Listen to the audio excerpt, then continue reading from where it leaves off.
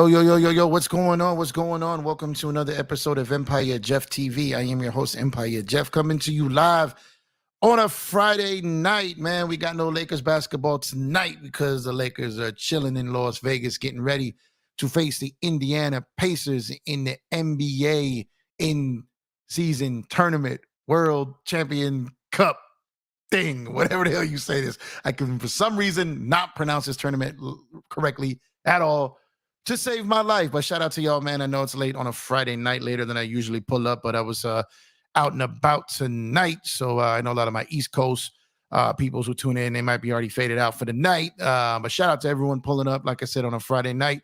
And let's talk some NBA, man. There was some interesting games on tonight, man. Some lovely movement in the standings tonight for the Los Angeles Lakers, man. A lot of teams took some L's tonight. I know tomorrow's game does not count in the standings as far as the Lakers moving, but these other teams taking L's, and that loss column still helps us out, man. So shout out to the teams that's helping out the Lakers right now in the standings. Maybe a little too early in the season to worry about standings for some people, but I always look at the standings. I like to know where we were positioned, because every day at this time last year I was looking, we were 13th, we were 14th, we were 12th. So, man, if we're fourth, third, second, first, it's so much better than that. So I want to continue to see us in those areas and in those realms. So shout out to everyone who's pulling up tonight. Like I said, on a Friday night, appreciate you too. Tran, what's up, my brother? Thank you for pulling up. Festo, what's going on, man? Thank you for pulling up. Two says, I was about to call in the night. What a treat to have you on right before. Hey, appreciate you, man. I was kind of torn, man. I wasn't sure if I was going to do it live. I got home. I was getting ready to do it. I saw my boy T Sweezy was live, and I haven't put up on his show yet, and I've been wanting to show him support. So shout out to T, man.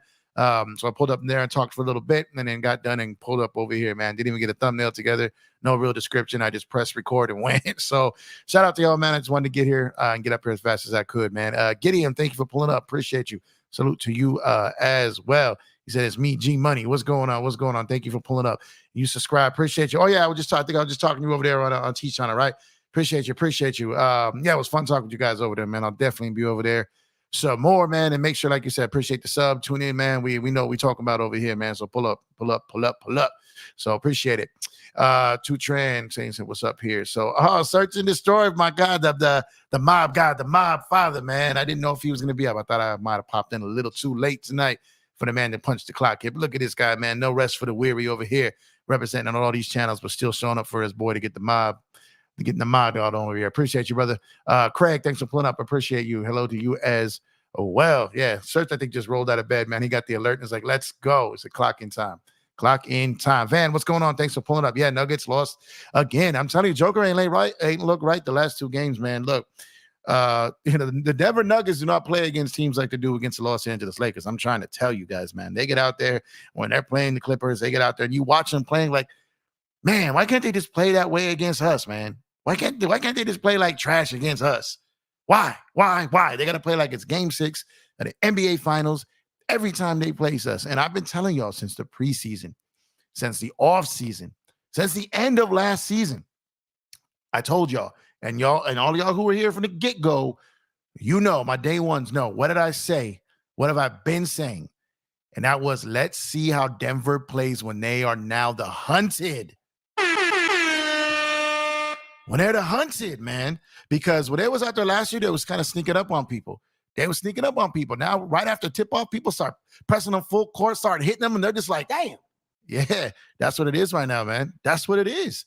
When you're the champion, man, and you got that target on your back, and you got your MVP and finals MVP walking around like he doesn't care about the game of basketball, kind of disrespecting the preparation and the work in the game of basketball, damn near dissing his own parade, you know what I mean? People gonna come at you, bro. So you got to be ready for this. I said, I've been saying it. Y'all know it. I've been saying it. I need to see how Denver reacts when they're not the hunters, but when they're the hunted. And that's what we're seeing right now. KD, what's up with you, brother? Thank you for pulling up. Appreciate you as well as always. Almost at 700, man. We trying, man. As you know, that's the next goal is 1,000, but 700 is on the way to 1,000. I believe we were at 6. We were in the 660s earlier. Where we at? 673. Yo, let's go. 673, man. Yeah, I would love to get to 700 by this weekend. That would be incredible. Like I said, trying to get to this 1,000, man. So appreciate y'all, man. If you're just coming in, make sure to drop a like on the video, man. Make sure, hit that sub. And appreciate y'all, man. Absolutely, absolutely. We building something over here, man. Enjoy the ride. He said, "Yep, it's me from T-Series." That's what's up, man. Had a good time talking with you guys for sure, man. Yeah, search is the mob got over here, man. Who do you think has a real shot to be a future all-star? Michael Porter Jr., RJ Barrett, or Maxey? Maxey clears those other two as far as I'm concerned. RJ Barrett, I think he's talented. I don't know if he's on the right team. I don't know if he's in the right system. So he's TBT. Michael Porter Jr. is kind of like a dude who's just I think Michael Porter Jr. thinks he's a secret weapon on Denver when he's really not. He's kind of a one-trick pony.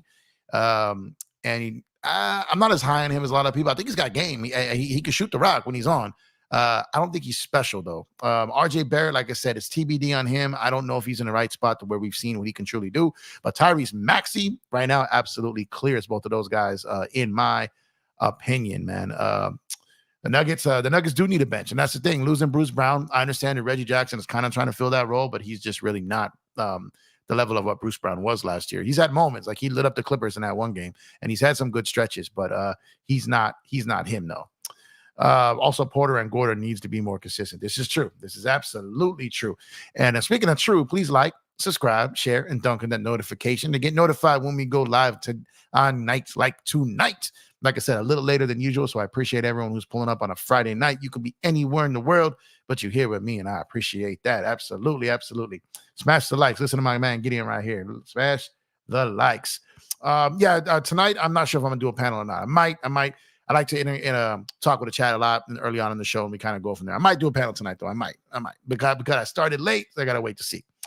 Dante, what's good, man? Def waited 1:30 a.m. I don't give a what. We here. Everyone pull up. If not, park your ish. Absolutely, absolutely.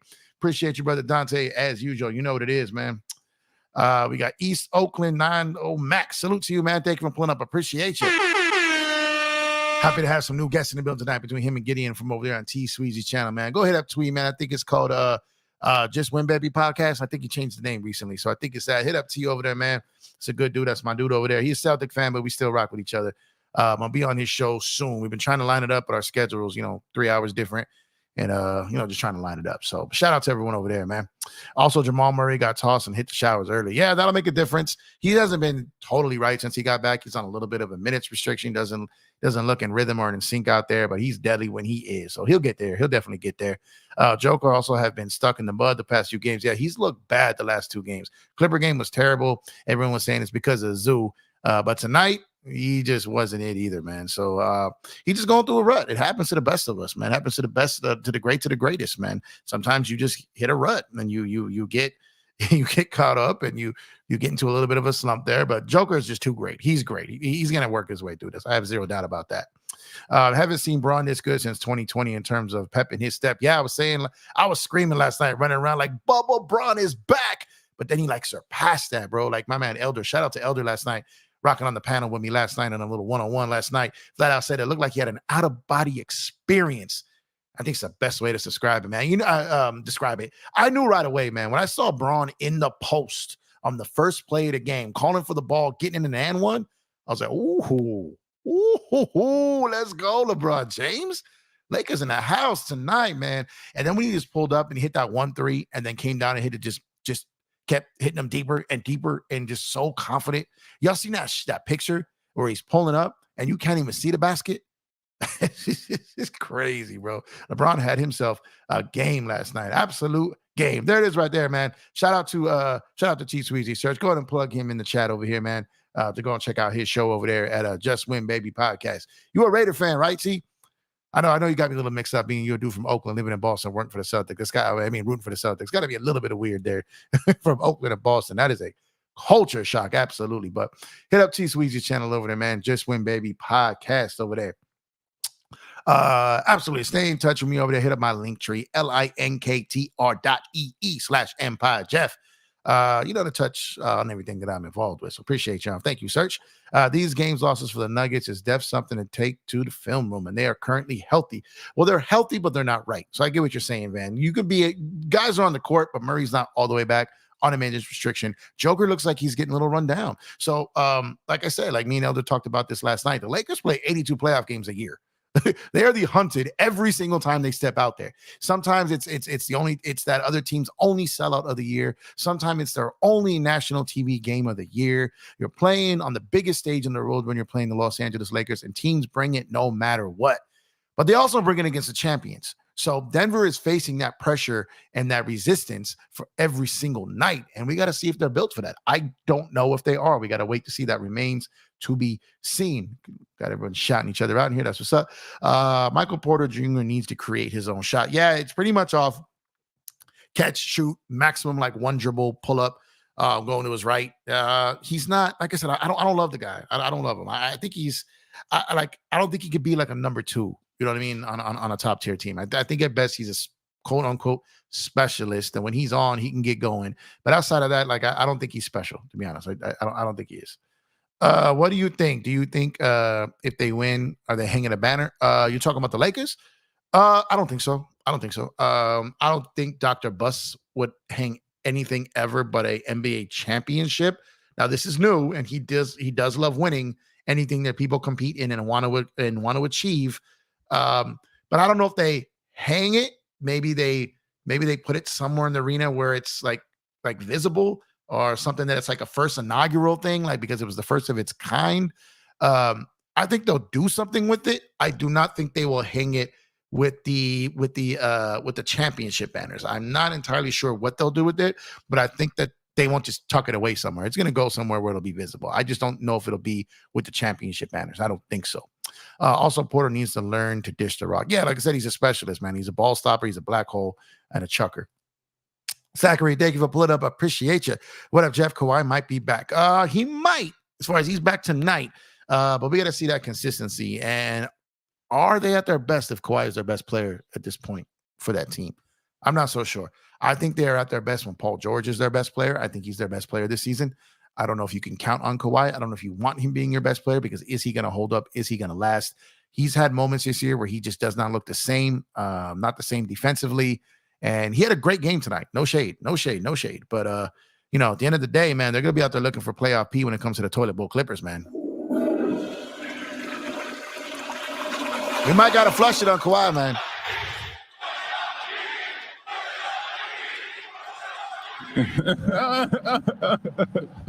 I'm just saying, man, I think the Clippers are at their best when Paul George was clearly their best player when they started out the season. Were playing great.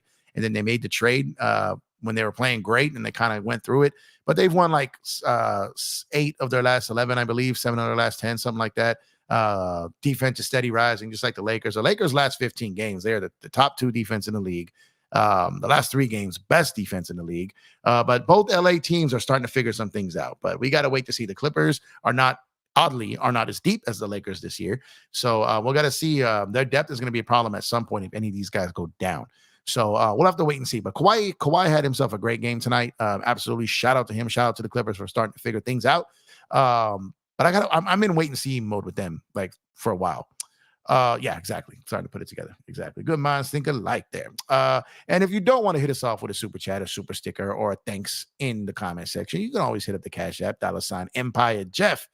If you're feeling, generous here, we appreciate it, man. It goes towards the channel, makes the channel a better place to be, helps us invest more into the channel, which eventually benefits the channel. So appreciate y'all who have done so already. Also, the Clone PG-13 are healthy and alive. Yeah, they've played every game this year. I don't know how long that's going to hold up, and I don't know if that's going to tax them later. So we got to wait to see. Like I said, the whole Clipper season to me is TBD, wait and see. That's where I'm at with them. That's probably where I'm going to be with them for a few months. We just gotta wait and see with them. But I like I said, they've been looking good of late. Been spreading your channel on a lot of the Lakers streams channels. Much love, brother. Hey, too. Thank you, man. I appreciate it. I know you go hard, man. Like I said, you're always in the chat. You're always in the comments. You're an honorary member, man. So definitely appreciate you. I definitely see you putting in work. People, I've seen you on other channels too doing it. So dang. Absolutely appreciate you, man, and everyone who spreads the gospel over here of Empire Jeff TV. Everyone who joins, pulls up on a panel when we do them, who's heavy in the chat, like I said, in the comment section, shares, likes, subscribes, everyone, man. Super grateful, man. Absolutely grateful. Yeah, they're healthy and ball. Absolutely. Celtics fan, what's good? Yes.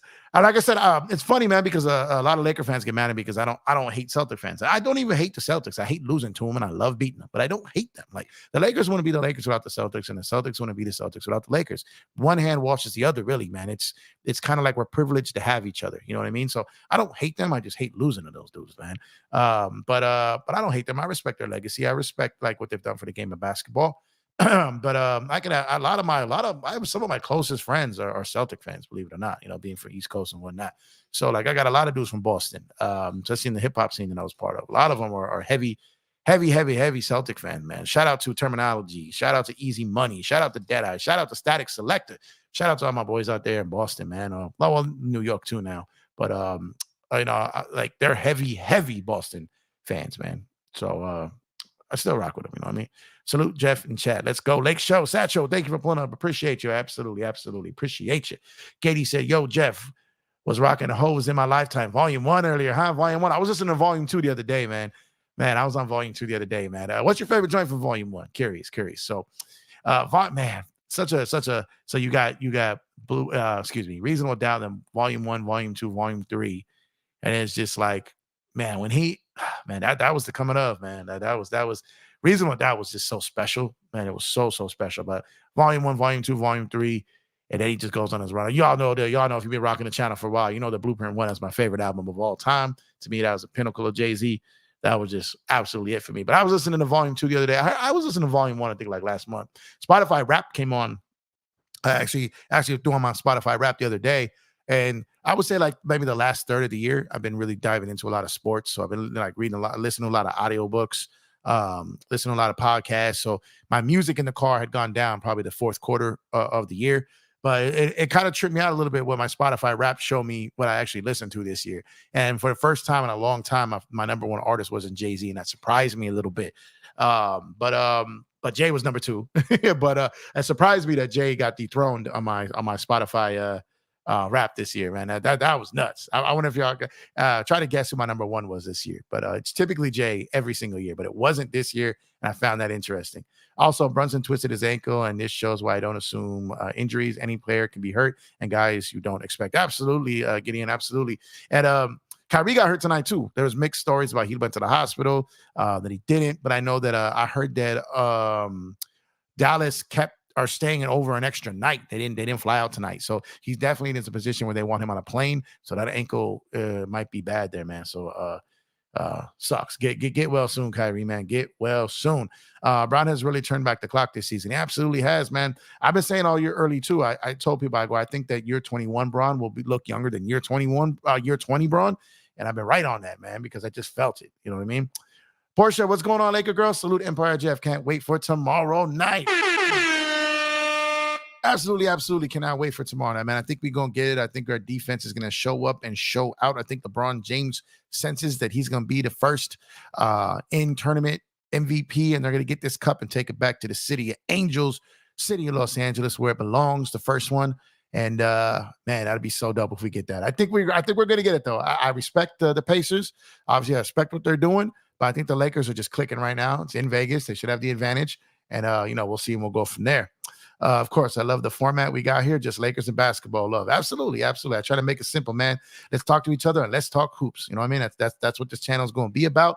And I know a lot of people want me to do more panels, like people who are on panels on a lot of other shows, and I rock with panels. Like I started on panels. I love it. But I also really like rocking with my chat heavy. And last night I kind of had a panel and didn't get to rock with my chat as heavy. So I wanted to do more of a chat night tonight. I wanted to talk with y'all tonight. So I'll do a panel in the next show or two. But I wanted to rock with the chat tonight because like I said, last night I had a guest on. I mean, Elder were talking for a while and didn't really get to rock with the chat as much as I like to do, man. The chat is very, very important to me.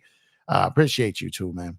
Absolutely. Let's see. Also, Braun is putting in more arc and follow through in his shot, and that's why 3-ball has been wet this year.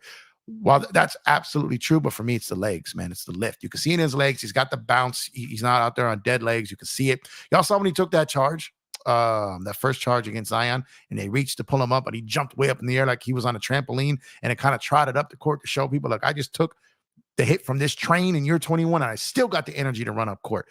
I'm just telling you, man, he's got energy. So that's the first thing with me. When it comes to jump shooters, you look at the legs, you look at the lift, and then obviously the release and all that stuff, and how the ball enters the hoop and the rotation, and the finger spread, all these things, right?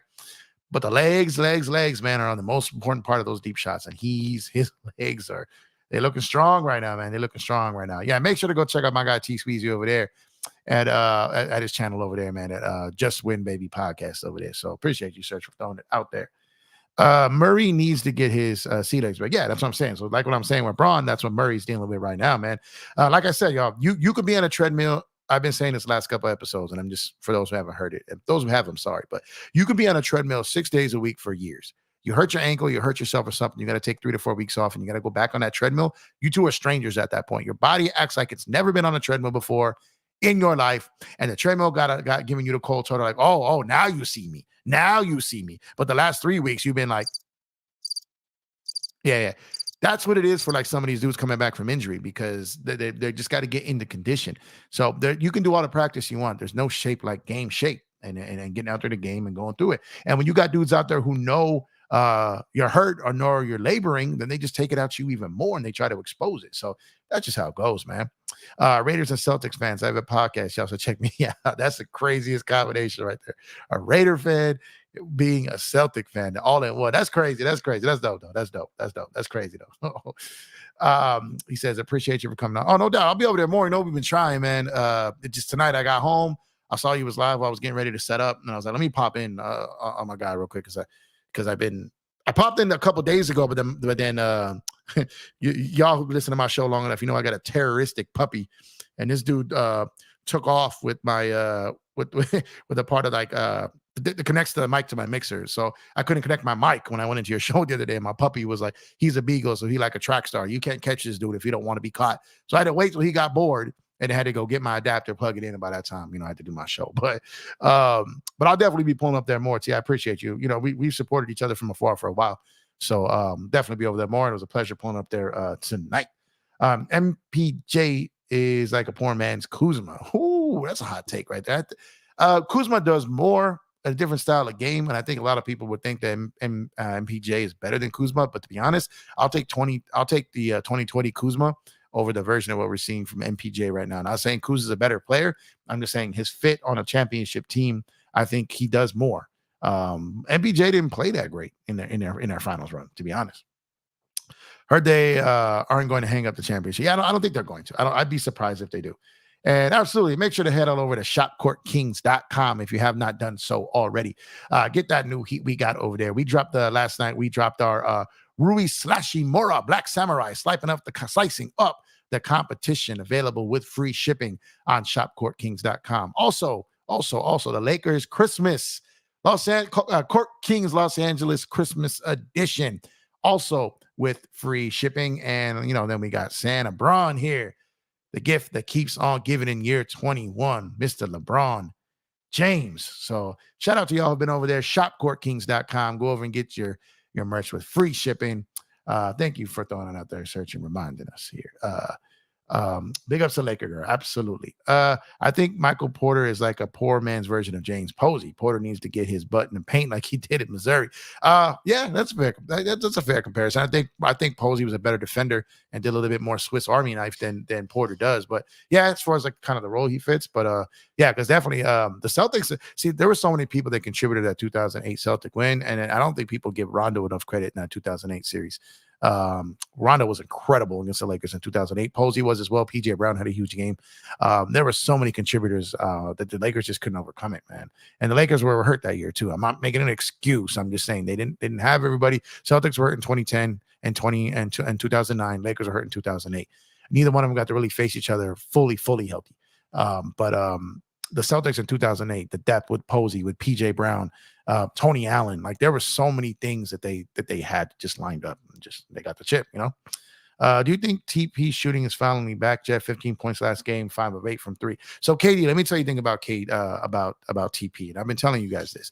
TP is there to be a wing defender, to cause disruption on the perimeter against the wings, to be there when teams try to get people involved in pick and roll action on the switch. Anything, this is important, anything he adds on top of that is icing on the cake. All right. If he gets 10 points, 5 points, 15 points, 18 points, Same with Vando. If Vandover gets a 15-point game, it's all icing on the cake. His role, this is very important, very, very important. His role is to ensure that Bron doesn't have to guard wings the entire game. Him, Vando, AD, Rui, like I said, Bron and stretches, like these guys that makes it so Bron doesn't have to guard wings the entire game. That is TP's role on this team. That is his importance. You really want to see TP's value? Go back to my point of LeBron James' legs and the energy he has and the lift that he has and how spry he is out there right now. That's TP's value to this team right now. A lot of his stuff, you want to see TP's value? Look at LeBron's stat line last night. That's TP's value, all right? Trust me. Trust me. That's what it is. Hey, Rob P., thanks for pulling up. I appreciate you. Kawhi will be gassed by the playoffs if he has to keep playing like this to beat the Jazz. Yeah, that's what I'm saying, man. They struggle against the Jazz. You know what I mean? They lost to him last time there. They beat him today, but Kawhi had to have like a throwback game for him. I think he might be right there. I don't know if he can keep up this grind at this pace with the wear and tear on his body. I just don't know. Who has been your surprise and disappointing team so far?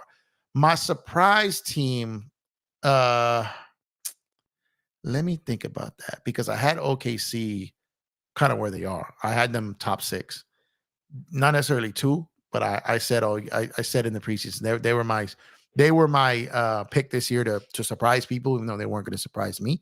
I think they surprised people the last 2 years. I felt this year they were going to be there. I would say my most disappointing team is probably, it's not going to be what people think, but it's probably going to be the Pistons. Because I had the Pistons being like OKC of 2 years ago. I felt that this was going to be a year where they snuck up on people. So they're definitely the team that is disappointing to me, because I felt with getting Monty Williams, Cade being back healthy, I felt they were going to be a little bit more competitive this year. And my surprise team is the Orlando Magic. Their defense is top tier. They've been top 5 defense all season. They're gritty. They get out there. They're well coached. I like the Wagner brothers over there. I've always been like a big supporter of Markelle Fultz, of him getting his game back together. So I root for him. Banchero, obviously, like there's a lot of dudes over there on that Orlando team that I like. So they're the surprise team for me and the disappointing to me. Although I didn't have them as a contender or making the playoffs, I just felt that Detroit was going to be a much better team. But if you're talking about like a top tier team that's disappointing, I'm probably going to say the Suns. If you're looking for that type of answer. Kyrie also hurt his foot when Powell fell on by accident. Yeah. So I'm saying they stayed there. They kept playing overnight. They didn't leave. Lakers have to worry about LeBron running out of gas. It's a long season. Yeah, but Craig, but that's what it is. Like he's not having to go out there and play 45 minutes and score 35 for them to barely win. You know what I mean? So it's like, I think that what he's doing out there, playing the motions and kind of just out there throughout the game, not having to turn it all the way up and then saving it for the fourth quarter. If you've looked, just look at the 3 games against Phoenix where he's absolutely destroyed Kevin Durant in every fourth quarter because he's got energy to go and KD's gassed. So I think KD is facing what LeBron faced the last couple of years. And Bron is kind of sitting back like, okay, I get to coast a little bit. Bron's out there, you know, Michael Jordan used to say, and he would say this very simple. All I got to do is get 8 points a quarter. And that's 32 points. He simplified it. It was he looked at every quarter. It's like, okay, I got 2-4. I'm halfway to my goal for this quarter. Got his 8. I'm cool. I'm good. I think Bron does that throughout the game. I think he's mentally just looking, picking apart, figuring out if he's got teammates going, he's gonna let them ride, conserve energy, and then when it's his time, it's his time. I think he can weather that, especially when his legs are like holding up like this. I'm hoping we are more consistent with these good first quarters. I don't know our record, but we win those games. We give effort in the first quarter. Yeah. So we were the best fourth quarter team in the league for a while because we were the worst first quarter team in the league and we were always coming back. But when we start off games like that, and what I loved about it, they started off great. New Orleans made a run. Then the Lakers made another run. New Orleans did another one. And the Lakers finally dismissed them. So they hit them first. They took the punch back. They hit him again. They took the other punch back. And then they dismissed him. And they deep fried that Pelican, man. Deep fried that bird, man, and then handled business and won by 44. Shout out to Jerry West with the 4-4. But it just that version of LeBron, man, that just gets me excited, man. That just shows me that when he wants to turn it on, he's got it. He's got it this year. And barring injury and another freak accident like that bum ass Solomon Hill that fell into his leg. Outside of that, man, I think we're in great shape, man.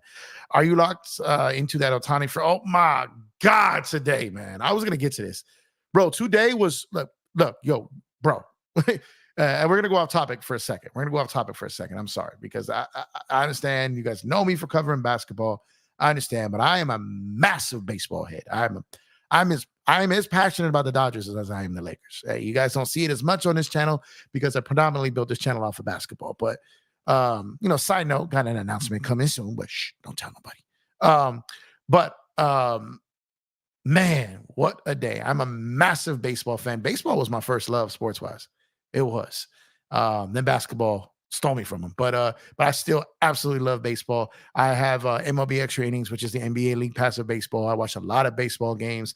I just love baseball. And the Dodgers are my favorite team in baseball. I'm extremely passionate. I go to so many games a year. Big Dodger fan. Can't overexpress that. And those that know me know I've been convinced that Ohtani has been coming to the Dodgers for 3 years. For 3 years, like I've been saying, this is happening. It's in the book. Book it.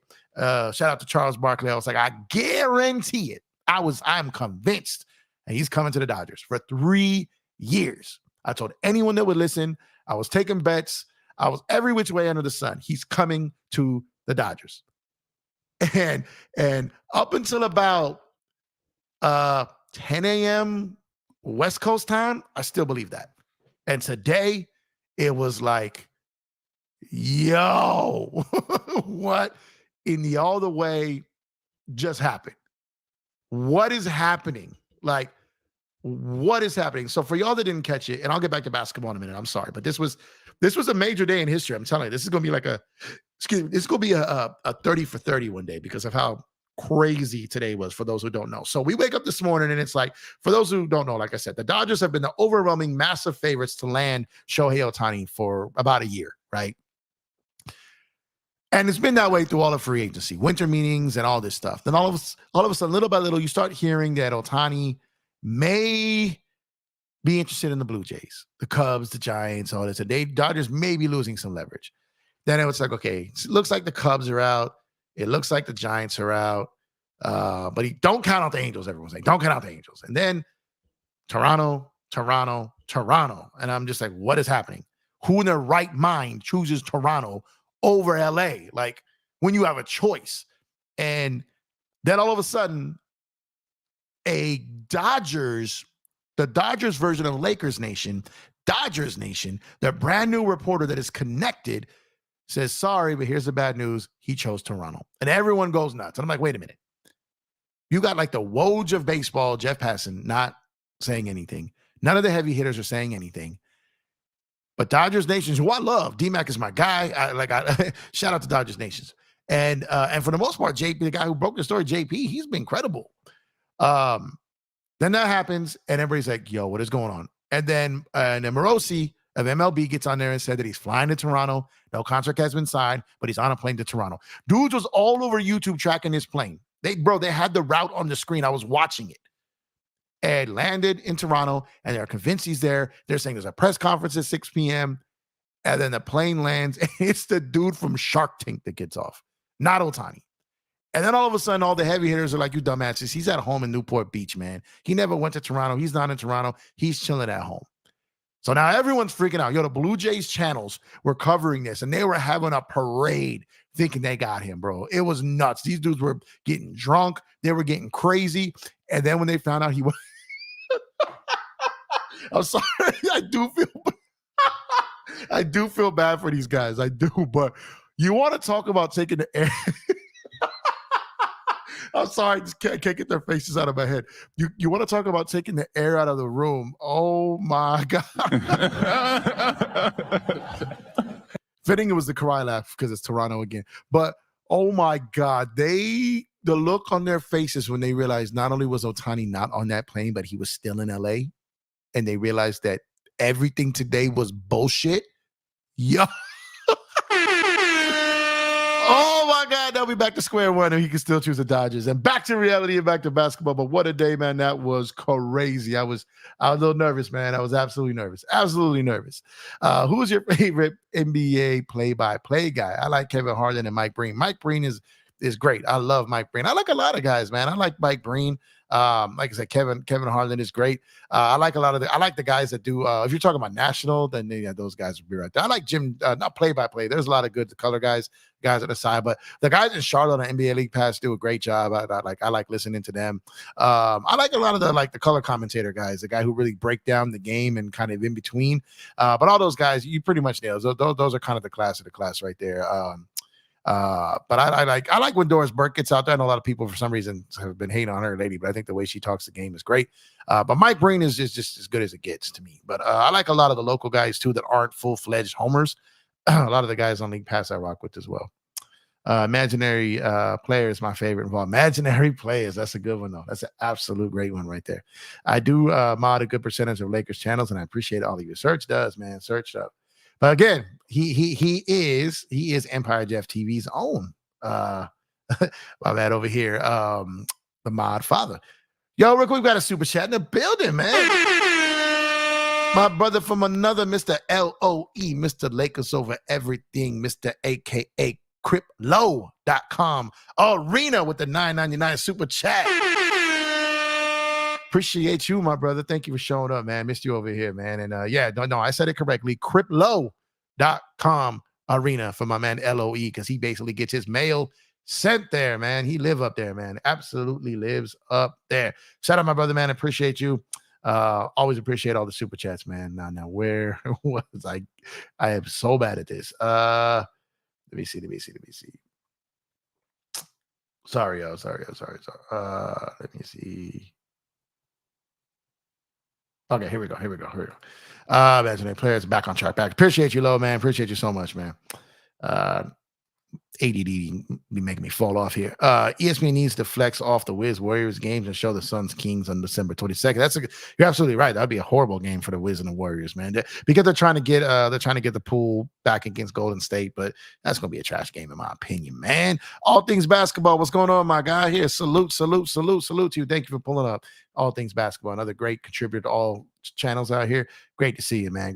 Oh, here comes trouble, man. My man Kurt right here, man. The only reason Braun is doing well this year is because of Drake. 21. Can you do something for me? Absolutely. And we got year 21 Savage Braun on shopcourtkings.com celebrating his 21 years in the NBA and being a Savage. Absolutely. Kurt, what's up with you, man? Thanks for pulling up. Appreciate you, brother. Air horn. Kurt likes to make an entrance with the air horn. So there we go. It's nice that you switch up the format. We all here to receive free knowledge. No, man. I appreciate it, man. I told you, man. You guys dictate the pace here. I'm a basketball guy. I'm a baseball guy. I'm a hip hop guy. I'm a foodie. You keep it within any of those, we pretty much can talk about all night when it comes to that, man, because I'm pretty well balanced in all four of those areas, man. But I got multiple different passions. But sports and hip hop pretty much are the base of my passions right there, man. So Kurt come back and doing push-ups there, huh? Got you. My guess for you, number one, are Pac, Big, 50, Mobb Deep, or Nas. You know, it's funny. 50 was in there, Pac was in there, Nas was in there. But my number one this year, which surprised me, because it's always typically Jay, but my number one listened to artist for 2023 was Nipsey Hussle, actually. And shout out my brother Nipsey, man, and we miss him every day out here. And I listen to him more than any other artist in 2023. And that's never happened before with Nip. So typically it's Jay. But yeah, it's typically Jay, Big, Pac, Nas, 50, M. But like I said, not only did Nip make the top 5 in my rotation this year, he went all the way to number 1. But Victory Lap is just such an incredible album to me, and I was heavy on that this year. I was driven on a bunch of different things. I was focusing on new businesses and all that. And I was trying to get into that marathon mind state and all money in mind state. Listen to his book twice this year, and I was trying to channel Nip a lot this year as far as his hustle and all the stuff that he did, and so I was listening to Nipsey for motivation a lot this year. And so when I loaded up the Spotify rap, he was number 1. I was like, oh, that's crazy. But it was. But shout out to Nip, man. We miss him every day, man. That was a terrible day in LA. I still feel that. Shout out to Nip, man. Hey, JS, what's going on, man? Thanks for pulling up. Appreciate the support as always. Appreciate you. What else we got in here? Sunday, thank you for pulling up. Appreciate you as well, man. I know I came on a little later tonight. I know it's Friday night. You guys can be anywhere in the world, but you're here with me, and I appreciate that. So thank you. Your format is fire, Jeff. We out here appreciating you, bro. Hey, Satchel, man, thank you so much. Appreciate you. That means a lot.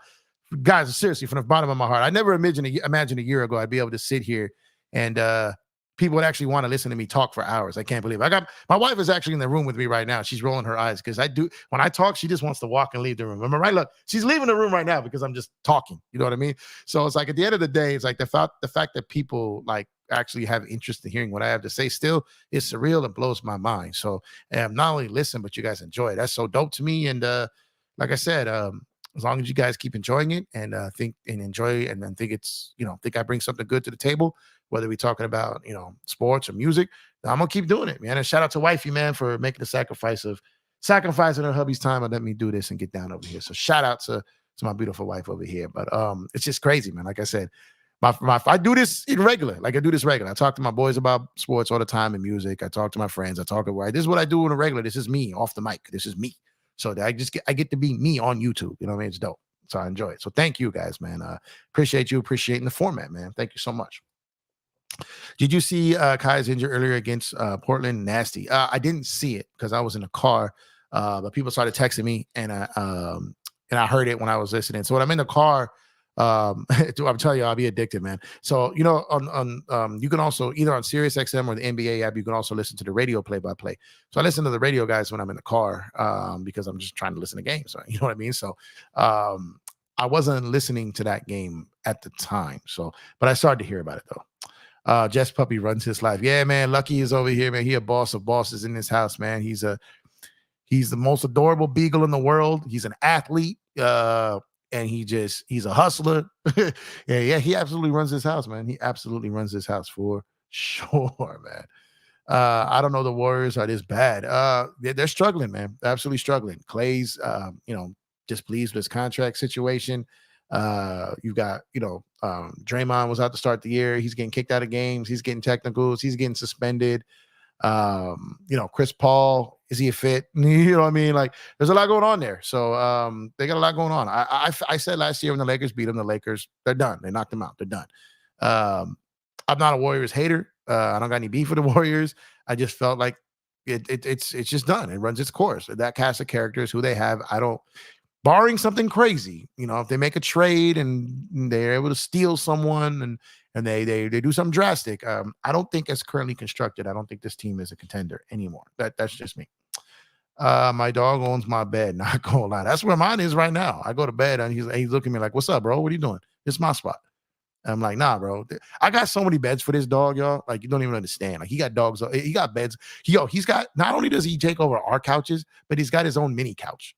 You know what I mean? It's just crazy, bro. It's super crazy. Shout out to all the dog families out there, man. I'm a dog guy. I've always had a dog. I love dogs, but this guy's different, man. This dude is super different. That's true. I'm a big Michael Porter fan. I can admit he was Dookie meat in the NBA Finals. Yeah, he didn't have a great one. I don't dislike Michael Porter Jr. I'm just not crazy high on him, but I don't dislike him though. NBA on NBC was awesome. Absolutely, man. You see the logo. You see the remix that my brother Chris, the graphic guy, my partner in CourtKings.com, along with DTLF, and my brother Me's the GM. We were sitting there one night. I was like, "Yo, Chris, you think I need a new logo?" And he was like, "Yeah, you do, bro. You do." I was like, "Yeah, I do." Because the one I made just ain't that good, man. I tried. But I'm not a graphic guy. You know what I mean? And I was like, he's like, "What you thinking?" I was like, let's flip something vintage. I'm thinking basketball, talking on the mic, doing all this. I was like, give me something that references, like, let's remix the old NBA on NBC logo. But instead of the NBA logo, throw like a sideline reporter or a microphone or something in there. And when I tell you that with like 4 minutes later, I had this logo, it might have been less than that. Like, my man, shout out Chris, the graphic guy. That's my brother right there, man. He got me, and he just, what do you want? I told him it was done, and bang, here we are, man. Empire Jeff TV remix into the vintage NBA on NBC logo. Fuego, absolute fire, man. Can't believe I'm saying this, but the Clippers starting to click. They're just facing bad teams. No, like I said, they're starting to figure things out. Look, if I can bash them, if I can hit him with this all the time.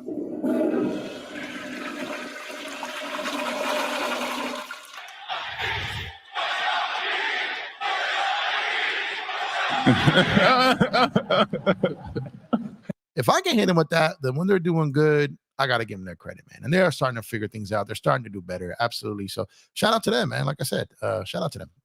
They're putting in that work. It's showing. And they deserve credit when they, perform like this.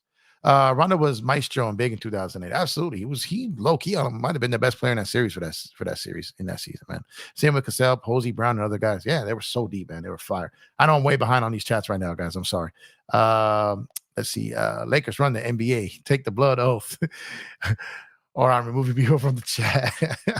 I don't understand the D-Lo and TP hate. They both bring value to the team. Yeah, I mean, I think people expect them to be stars, right? Laker fans want everyone to get 20 points. It ain't work that way. Some people got to be stars on the roles, and they're gonna have good games and bad games because they're not out there with forever green light, and they're not getting their touches in the normal spots that they want to be in. They're making sacrifices, and they got to figure it out, man. So it's gonna take a little time. Pistons have been booty, 19 straight L's, and they have been beating up like a drum. Yeah, it's sad, man. Sucks, man. Like I said, I really thought that they were going to be a surprise team this year and sneak up on some people. Man, was I wrong so far, man. That was a bad take down. Let's see. Good choice. My surprise team is the T-Wolves, and disappointing team has been the Warriors. So yeah, those are good. Those are good. I think there's a few, and those are two great ones right there. Minnesota, I felt was going to be good this year. I felt they would get up into the top 6. I didn't have them at 1. I felt the Kings would slip a little. And I felt the Warriors would slip a little. So I guess I'm not really disappointed in them because they're kind of aligned kind of where I had them. But the Suns, I think, are a little bit of a surprise to me. Warriors are the most disappointing to me. So you guys really were high on the Warriors, huh? Interesting. Def love when Braun pulls from Alcatraz. Absolutely, man. Absolutely.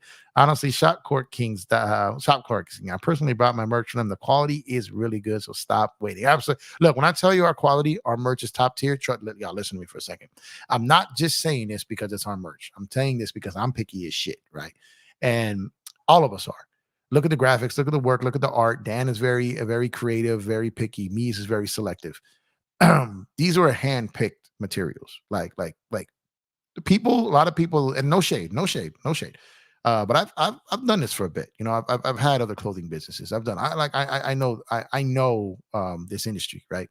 So a lot of people when they start, what they do is right, like they want to make money, so the designs could be great, but sometimes they just pick really bad shirts to print them on. So they go out, they ship, and people, while they like the design, they really don't love the shirt when they get it, and they don't come back for more, right? And then you switch it up later, but you've lost all those touches, you lost all those potential customers because you didn't deliver a good product out the gate.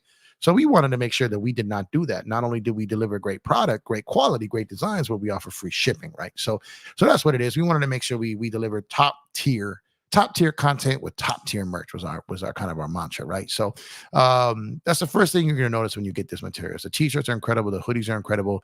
We got some other things coming soon that's going to be announced, but the site is starting to look like a store now. You know what I mean? There's multiple options on there. We got other teams coming, other fan bases going to be taken care of too. So just head over to shopcourtkings.com. You don't got to buy anything, but take a look and give us some feedback. Let us know what you think. I appreciate y'all, man. Warriors cooked, filleted, deep fried like them New Orleans Pelicans last night, man. When I was a kid, my dad took me to baseball games to watch the Dodgers in the 70s. Yeah, man. It's nothing like Dodger Stadium, bro. Nothing like Dodger Stadium. Dodger Stadium is a cathedral. It's beautiful. It's incredible, man. Baseball, not it for me. I've been to games, and once a 14 extra inning was the last draw for me. So long. Yeah, man, I grew up on baseball, man. And honestly, my love for stats, my love for details, and my love for analytics, and my love for all the data side of the sport came from baseball, because baseball is the true analytical sport. It's the true, like really, really, you can really judge a player by his stats. The eye test matters, but not as much as basketball. But I really got really analytical. I just became really, really obsessed with the mathematics of baseball. And there's just something crazy about a game that if you succeed 30% of the times, you're considered an all-time great. That's crazy, right? That's how tough the sport is. So my first heroes were all baseball. I just loved baseball, and I still do, like I said. But basketball took over for me after a while. Go James, what's up, brother? Thanks for pulling up, Chris. Appreciate the support as usual, my guy. Appreciate you. 53, still remember. What's up? You're a young 53, Search. You're definitely young 53, man. Absolutely, man. No. I heard Ohtani myself. Oh, man. I'm telling you, it was a wild day, man. Wild day today, man. Lo, what's good, man? No sleep for you tonight, I see. That man got you on watch. Yeah, no, man, I told everyone last night I was going to go live tonight, so I got home later, went over to T Sweezy's channel, said, you know what, I got to keep my promise. I got to pull up And I did. It's Friday. I do got to get up early tomorrow, but I'm still up and at it, man. Trying to keep my promises around here, man. Plus, I said the YouTube algorithm was probably mad at me this week because of me kind of taking a sabbatical, spending some time with family. So I'm trying to get back at it over here. I miss Chick Hearn mission. Absolutely, man. Thanks for pulling up. Appreciate the support. But I absolutely, without a doubt, miss Chick Hearn on the regular. Ohtani did not go to Canada. Oh my God. I know. That's how crazy the day is. For those who weren't tuned into this, just go rehash what happened today. This was the crazy. Like, yo, let's pause for a second. Could you imagine if this would have happened in 2010 with LeBron? Like if someone got it that bad, like if someone messed it and botched it that bad. Oh my God, bro. Oh my God. I like Dan Morgan from baseball. When I got older and found out he was a brother, his voice, yeah, Morgan was great. And that's true. Tony Gwynn too. His voice was way off, right? No, he was great too. Wait, you talking about Dan Morgan or Joe Morgan? But yeah, great caller in baseball there. I also like Ian Eagle, Eric Collins, Stacey King. Yeah, I do too. I like a lot of guys that cover the league, bro, for sure. And make sure to get over and check out my guy over there. Like I said, Mr. Criplow.com arena, youtube.com/@the1LOE. Shout out, my guy. Appreciate you, bro. Appreciate you. Kurt owes me 1 million push-ups. Holy, man, that's crazy. I'm feeling a blowout tomorrow. Oh man, that'll be incredible, man. I think so too. This was looking like bubble when they. This is looking like the bubble Lakers when they smelled blood. And remember after game one of like every series, Lakers in trouble. And then, nah, you done. Here is my Xmas schedule. Yo, no, what's going on? Thanks for pulling up. Appreciate you, man. What's good with you? Thank you, man, for the support as always. Thunder Magic noon. Celtics Nuggets 2 to 2:30. Suns Heat at 5. Yeah. Clips T-Bulls at 8. Yeah, that's a busy day, man. That's an absolute busy day. Just no wrestling for Jeff. Yeah, I don't mess with wrestling, which is weird because a lot of hip-hop people mess with wrestling, but I couldn't tell you nothing about wrestling, to be honest with you. Cannot tell you nothing about wrestling. Pacers Kings 10:30. That's my schedule. That's crazy. No, you're all good. Yeah, man. RIP Nip, man. You know what it was like, man, for those Nip was known globally. A lot of people felt it. But out here, those who were out here and those who worked in communities and those who were, part of charities and get backs. And I'll tell you this right now, there's a lot of people that came across Nip. A lot, really, out here, if you were a part of things. And I'm proud to say I was one of them. I was proud to say I was one of them. And he was a great dude, good guy. He was always cool to me when I had the pleasure. And he was real cool with my wife.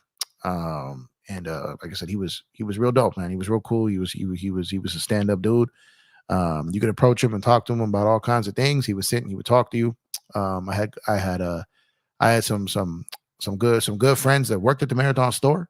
One of my boys lived right off of Crenshaw and Adams and was an employee over there. And so I was kind of tied into that network over there. So shout out to Sam, man, and all them over there, man. That still hurts, bro. That still really hurts because he was gonna do so much, man. And that still hurts. That still hurts on the regular, man.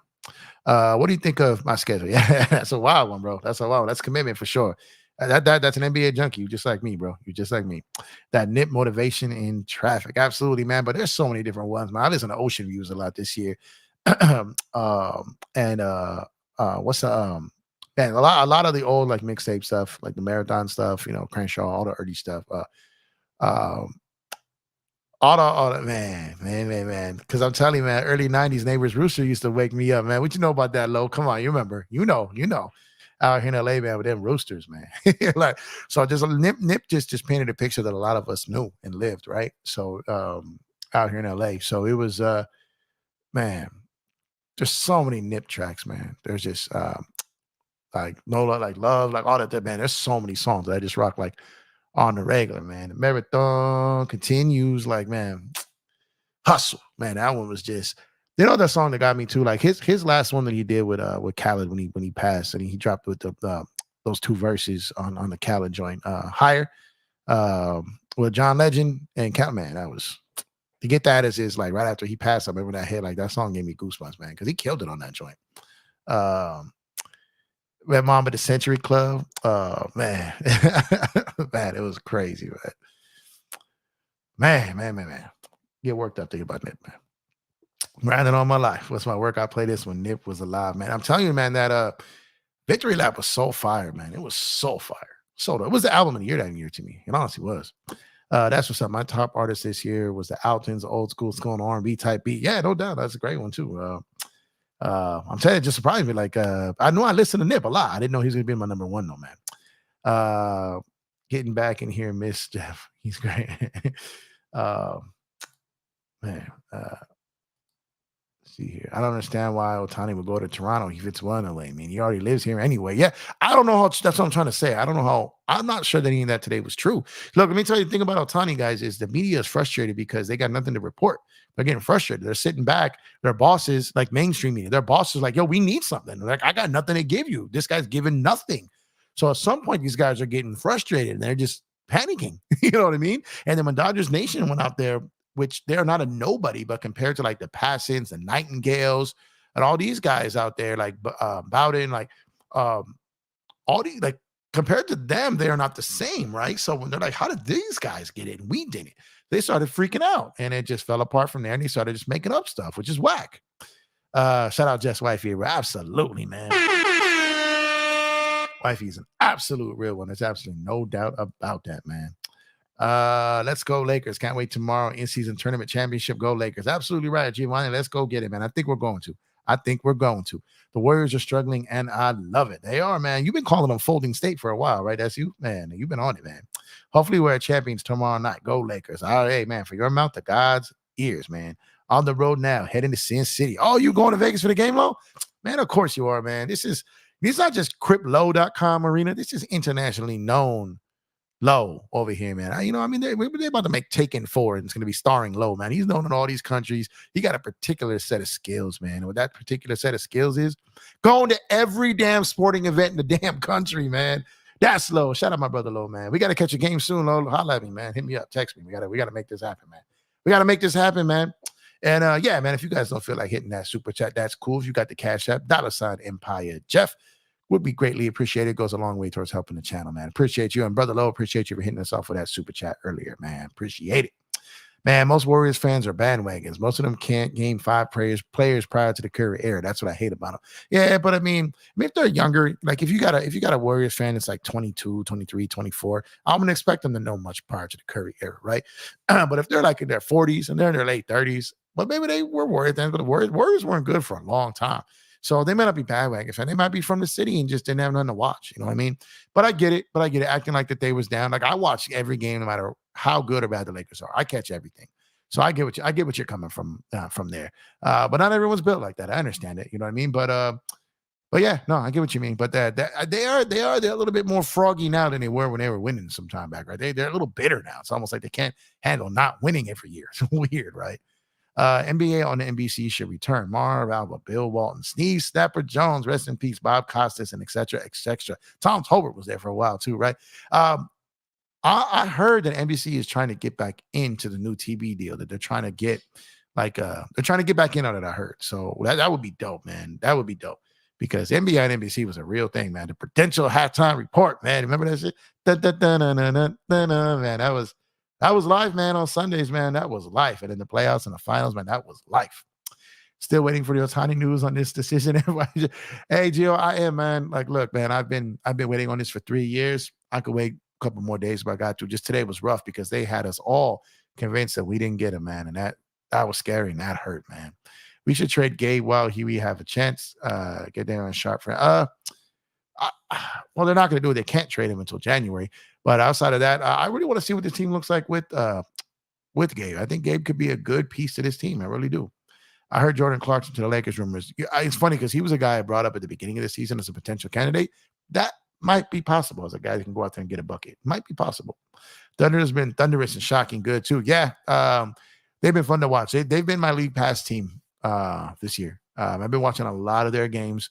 They are very good. They're very talented. They're very well coached. They've got a good culture over there. They've got means to make trades. And I've told you this, guys, multiple times too. OKC is sneaky popping. Sneaky popping. That is an up-and-coming city. I got family that lives there. I go there. The Dodgers minor league team is there. I go to games there throughout the year. I've got a family member that lives right in the heart of OKC. And I go there a few times a year.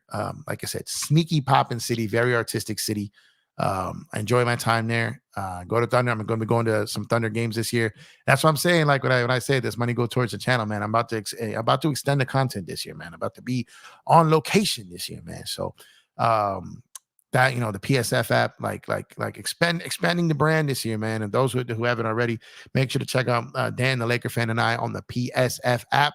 Our next game that we're live covering on the PSF app is the 13th against the Spurs. But yeah, man, I'm probably gonna. I wanted to get out to OKC for the last Thunder game, but like I said, I hadn't been feeling well at the time, and it just timing wasn't right. But I don't really got one of the game out there. But I'm gonna get out there, even if it's not a Laker game, and do some NBA coverage out there. So we got some plugs out there, and I gotta go check in on them. So I thought Monty Williams is a good coach. Darvin Ham is better than him. Well, Monty doesn't have a lot to work with right now. I will say. I want to be careful with my words here. Monty Williams is not as great of a coach as people think, but he's not as bad as he's looking this year, or as that team is looking this year. I'm comfortable with saying that. My surprise team before the season was the Rockets. Before the team, yeah, I mean, they're very good defensively. They haven't been able to run on the road. They got their first road win tonight against the Nuggets. I'm not sure they make the playoffs. They may make the play-in. They play tough, and they're scrappy. They've got a scrappy coach. So shout out to Emo Udoka, because I think he woke up the Lakers with his stupid comments. But yeah, I don't think they're built to do anything, but they're scrappy for sure. Knicks Loki have been a bit disappointing. Well, it's funny you say that, because I had them going backwards this year. So I did a show with my guy Daniel Laker fan, where we did I forget what we called it, but it was either pretenders, contenders, or kind of just stuck there. And I had Knicks going backwards. So a lot of these guys who are struggling this year, I predicted. So I got to go back and look at my overall list. I think Chris has it. I'll get it from him.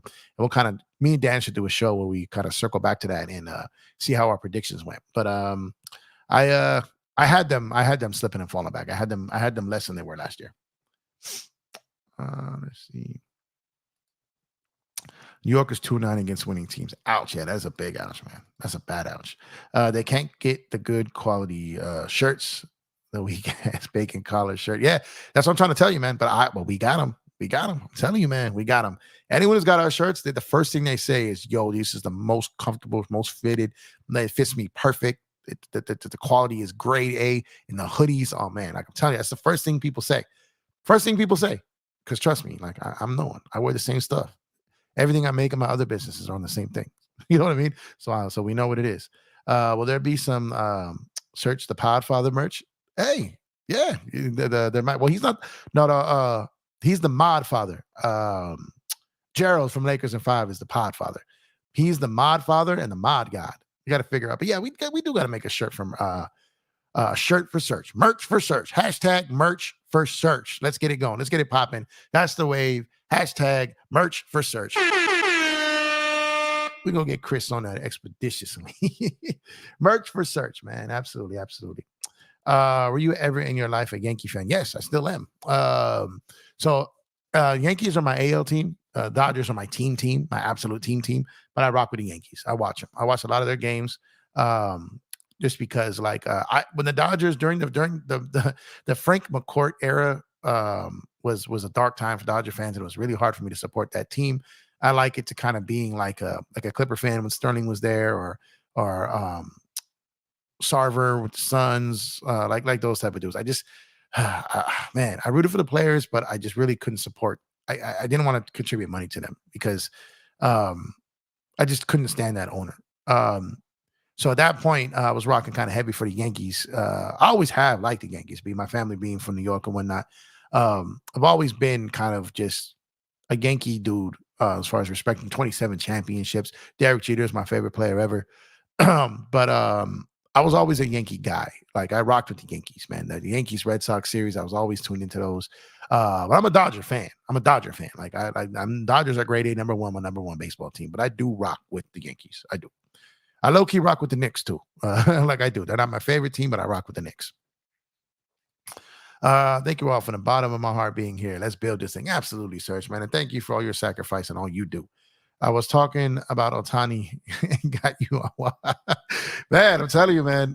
Man, it's stressful, man. I haven't looked at my phone, man. Like, I don't think anything's gonna come tonight. Let me glance at my phone real quick and see. Got a bunch of notifications popping up. Oh, nice. Crypto's up. That's what's up. Uh, nice subscribers popping off here. Give me 1 second. Why's my Twitter blowing up? I don't know what it is today. I don't know. It's a combination of me talking basketball and Otani, but my DMs are ridiculous right now. I get so many. If I were to tell you like how many CBA or trade scenario or screenshots of trade machines, I'm becoming that CBA dude, y'all. I told you I would. And my DMs, and it's crazy because a lot of people that DM me don't even like. Some of them are like a good bulk of them aren't even like following me. I don't even know how they found me. But I get a ton of DMs, and what's crazy is you guys would be surprised some of the people that DM me, yo. Like you guys would be surprised. Like it's kind of cool. Like it's kind of cool that I've entered a realm of people that trust in my mathematics and my basketball knowledge because some of the people that reach out to me, it's an absolute blessing, man. Absolute blessing. Shout out to them, man. Let's see. Otani's free agency is giving me Kawhi in 2019 free agency vibes. Yeah, excuse me. Yeah, a lot of people are making that comparison. But man, it's starting to look now, especially after today, that we might be on the good side of it this time. Because remember, in 2019, a bunch of people were falsely reporting that he was coming to the Lakers, that he committed to the Lakers, and all of a sudden he was a Clipper. So this is kind of in reverse, where it's like he's going to the Blue Jays, and hopefully, by the grace of God, man, he eventually becomes a Dodger, man. That's exactly what we're hoping for, man. No, I'm not into soccer, man. I'm not into soccer, man. Soccer and politics, I do my best to stay out of because they both dangerous. I don't mess with soccer, man. People will kill you if you talk about their country or their team, man. I don't really rock with soccer. If the Lakers, hold on a second. Speaking of that, oh shit, yo, no, this ain't no time.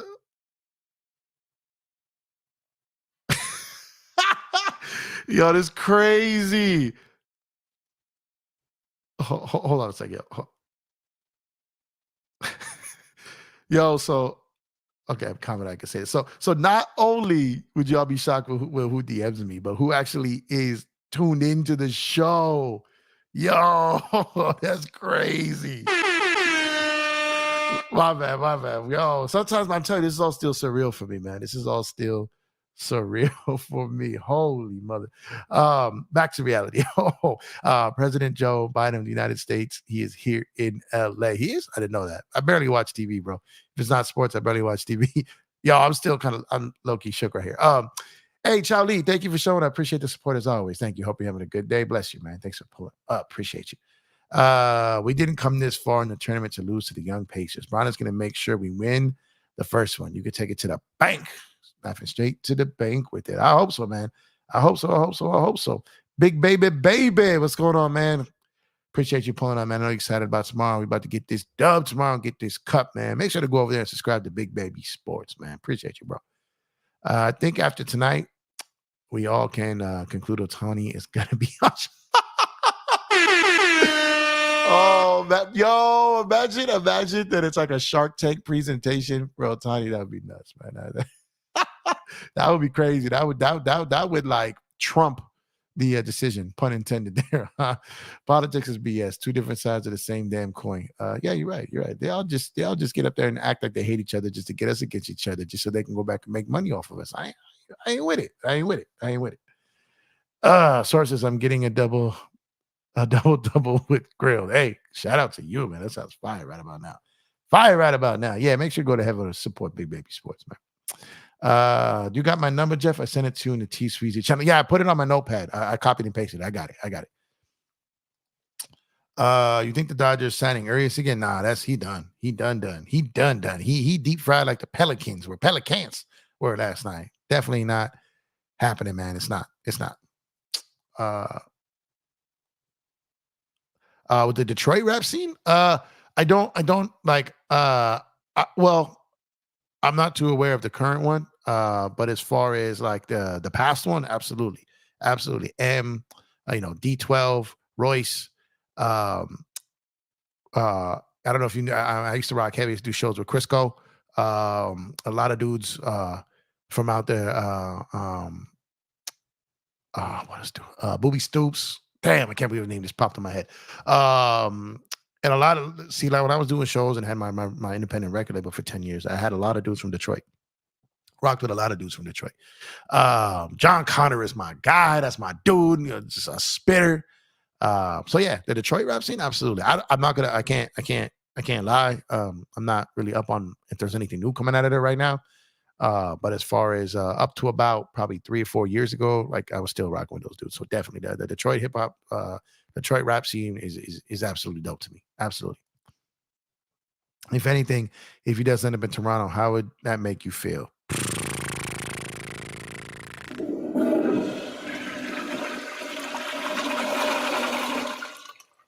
Pretty much sums it up right there. NBA on NBC was nice. Theme song, halftime reports, post-game reports, and pre-game reports were amazing. It was like a movie with beautiful backstory behind the players. Absolutely, man. I'm telling you, that Prudential halftime report, man. Prudential at the half, man. Like everything about it, man. Hannah Storm, man. When they had NBA Inside stuff popping over there, man. Everything about NBC with the basketball scene was dope. That's why when we had to do the logo, that's the first thing that popped in my head and I reached for, because I was like, man, that's what I want to do. That's what I want to do. I want to take it back to that. Oh, breaking news here. Hold on. Man, Mission 24, thank you so much. Hitting off with that 1999 super chat for the win, for the channel. Man, appreciate you so much. I still can't believe it, man. I still can't believe people want to listen to what I say and actually donate to the channel, man. It's still surreal to me. It'll never get old. It'll never feel anything less than a blessing. So I very, very, very much appreciate you guys. Thank you guys from the bottom of my heart, man. This is why I do it. I love interacting with you guys. If I was out here just talking, there was no interaction, it just would not be the same. That's why I don't do panels every show as much because I really enjoy rocking with the chat, man. This is where it is to me. That's my base, my foundation. So, man, thank you, Mission. I greatly, greatly appreciate it. You have no idea, man. You have no idea. Like, it's still. I still can't process the fact that this is still happening. You know what I'm saying? I still can't process it. So appreciate you so much. Thank you. And like I said, it'll never, ever, ever get old, man. Wish we had more triple headers. Yeah, man. Like I love those days. I love those days when it's basketball all day, man. That's one thing. Like a lot of people didn't like the 2 p.m. West Coast Indy game and then the Laker game at 5. They kind of did the baseball model, trying to see how it works, and it does work for baseball. So I wouldn't mind some of that. Like I hate so when I was gone for the Thanksgiving holiday, I was in the Midwest, and the Laker games were coming on at 9:30 there, and I was like, man, this is rough, and it's an hour later on the East Coast, man. So if you're like a Knicks fan, a Celtic fan, a Miami Heat fan, and they come out west, your games aren't starting until 10:30 at night. That's tough, man. That sucks. So I wish there was something there, but there really isn't anything to do about it, though. You know what I'm saying? But yeah, I love those days when it's just games all day, man. Especially out here in Cali when the weather's nice. Go out back in the gazebo, throwing the outdoor TV out there, be in the pool, and just basketball all day, man. I love it. That's the best, especially during playoff time. Man, I'm not sure if you remember about NBA Inside stuff with the Mob Rashad. That half-hour segment was my guilty pleasure. Your channel is kind of the contemporary NBA Inside stuff, man. Hey, appreciate you, man. What was girl's name on there? I know it. Man, what was her name? What was her name? Come on, chat. What was her name? The girl that did the show with the Mara shot. I know it. It's on the tip of my tongue. I just said her name the other day, but I'm drawing a blank spot right now. But hey, I crazy appreciate that because that's kind of what I strive for. It's kind of what I strive for. I grew up in that. I was raised on NBA and NBC. I absolutely strive for that. So that's one of the biggest compliments I can get. So I thank you for that. That's dope. Thank you, man. That hits right there. That's exactly the type of thing I'm trying to build. So appreciate you, man. How to feel about dude from NY, the scorer. Can't think of his name, but he popped up on the radar today as a potential guy looking to move. I've been talking about him, Lo. I'm talking about Emmanuel Quickly. I've been talking about him, man. He's a bucket. I was saying early in the season, I'd love to get him on the Lakers. Didn't know if he'd be available. And then I was like, what? Oh, let's go. I would love to get Emmanuel Quickly. He's a bucket, 6th man of the award, perennial probable candidate. If you would have him and AR off your bench, those are, oh my God. I would absolutely love it, man. But that's the dude I'm looking for. Quickly, he's been on my radar for a while, and I would definitely love to get him. So I'm assuming you're talking about Quickly. Grimes was thrown out there too, but give me Quickly. Join Dan and Jeff in the PSF app. Absolutely. Get the PSF app. We go live on the 13th is our next game. They both technically are kind of available, but Quickly is the one that came out today. I don't know if that's what you're referencing, but that's what I'm excited about. There it is. Okay, Grimes too. But I'm Quickly was the one that was talked about today. And again and again and again, Mission Man, thank you so much for the super chat, bro. Super, super, super appreciate you. Quentin Grimes. Yeah, I know he came out, was being available potentially too. Have a great 2024 G. Hey, thank you, man. Appreciate you. You too. You too. Yo, Jeff is giving you an authentic coach perspective you don't get from other channels. Trust me, I know. Hey, appreciate you, man. It's just like I said, I'm just a basketball nerd. Like, I didn't play the game at a high level. I didn't. I'm not gonna even halfway front on it.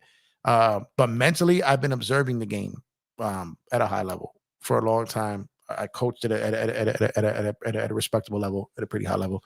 And I've had conversations with some of the highest level people in basketball. Like, I got to pick the brain of Bill Russell.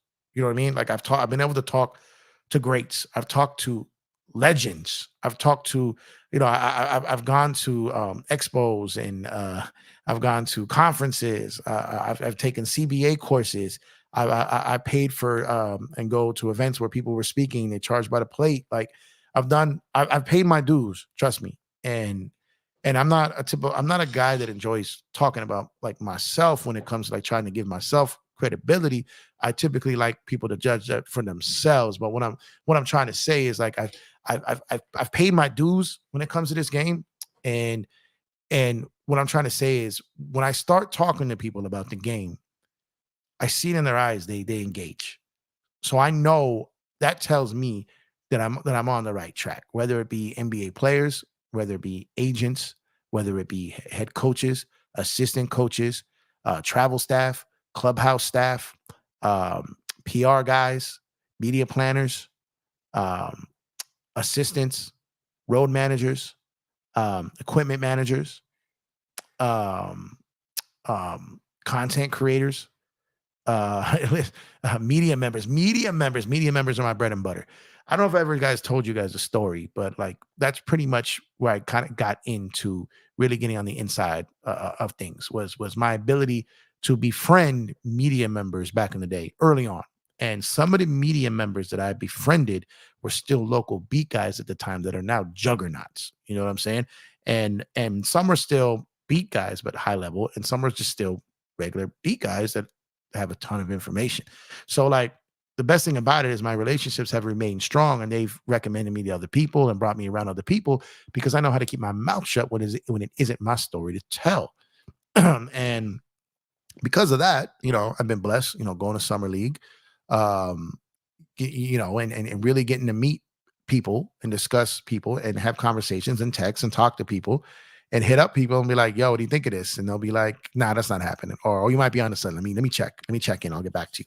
And it's like, but if they come to me and they start talking about something and I didn't think of it and it wasn't my idea, it's not my story to tell.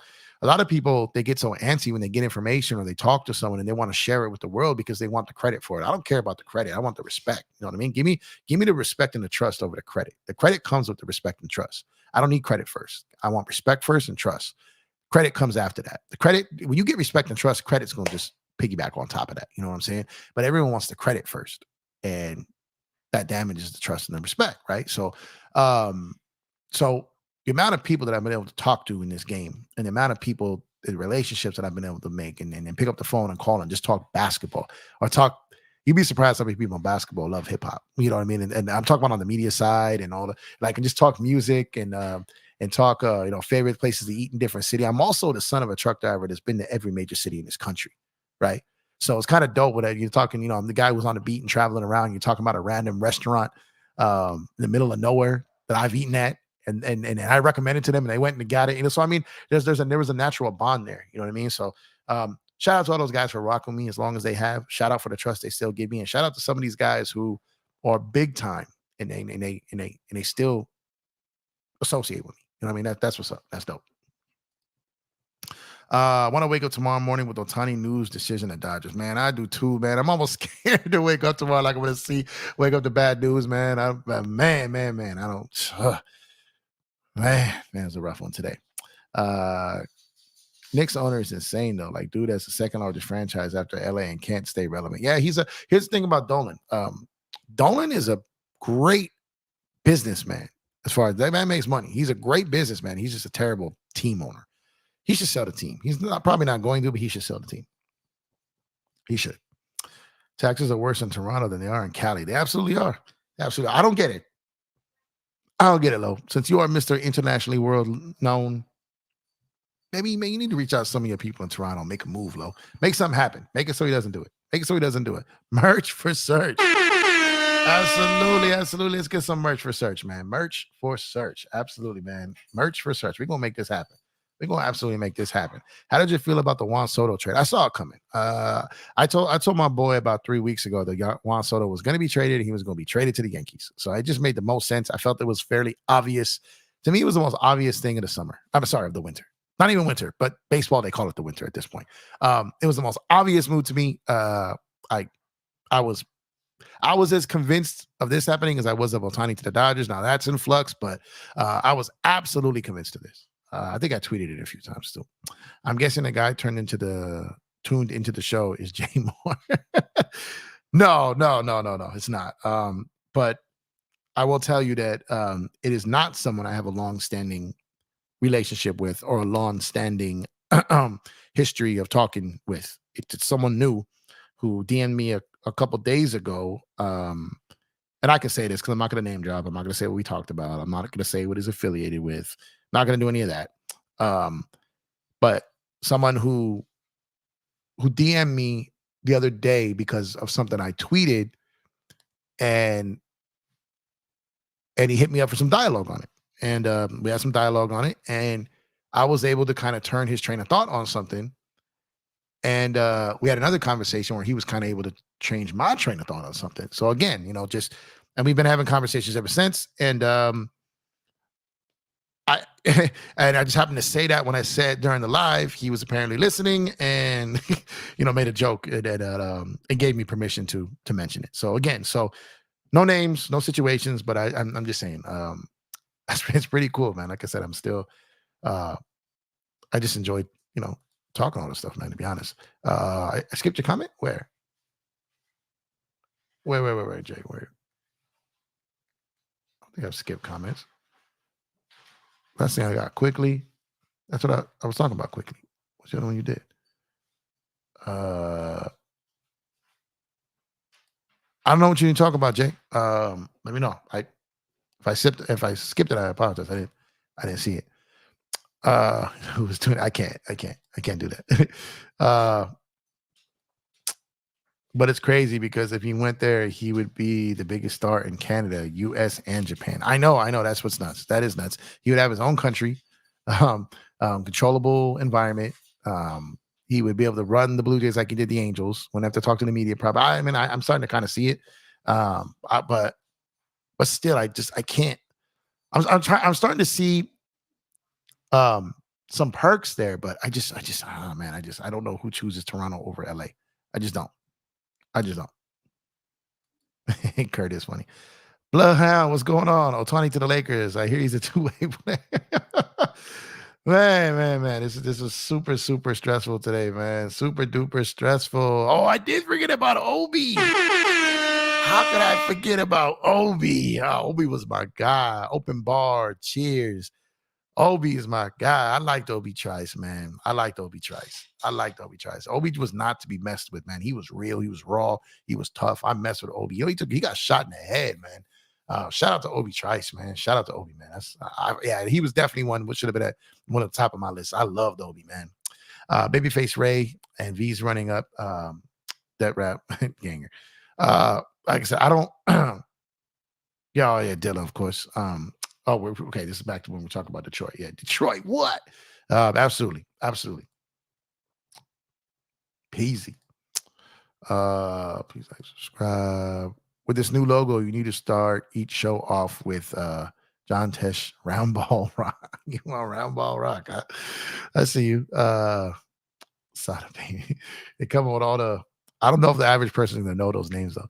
This hat is basically my real. This hat is basically my real friends, which is cool.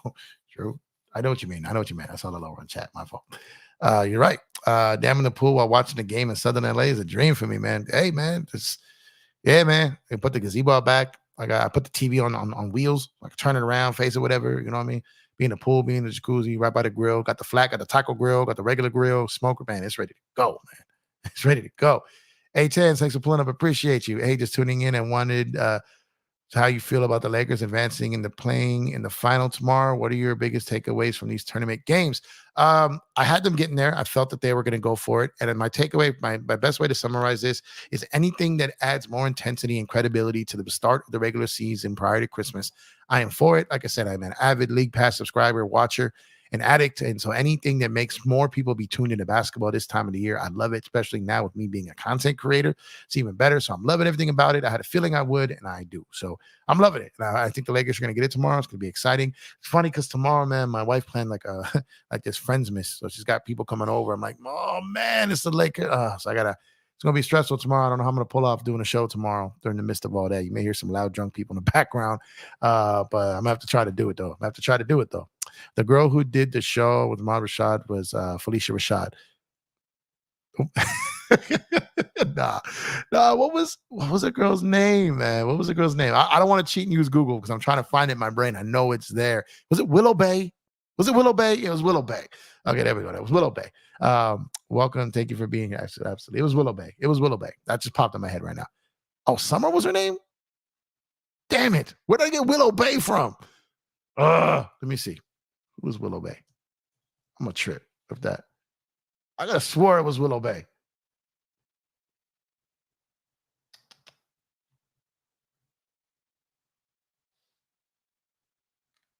What is Google doing here? Okay, just confirm that with me because I'm trying to focus. If I start going on the end of Google here, I'll be in trouble here.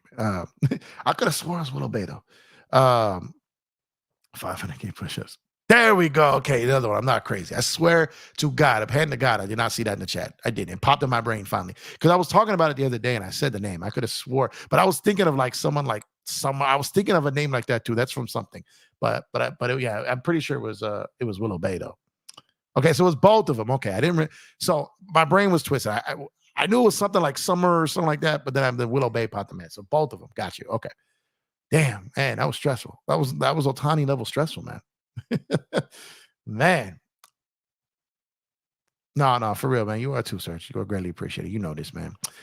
Jeff, I appreciate you being real about the game without being negative. You also don't bring other channels down to bring yourself up. Keep up the good work. Yeah, no, I ain't never gonna bring another channel down. That ain't never gonna be me. I'm never gonna look. There's one thing I can promise you guys: it will always be about the content. It will always be about the content. I don't get involved in any drama, any side talk, any of that. That's not what I'm here for. That's not what I do.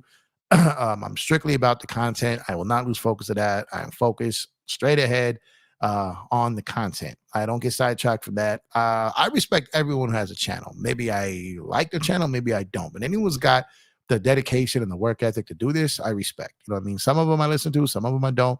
Some of them are over the top. I get along with people who don't get along with each other. You know what I mean? I don't pick sides. You know what I mean? I'm just here for the content. That's it.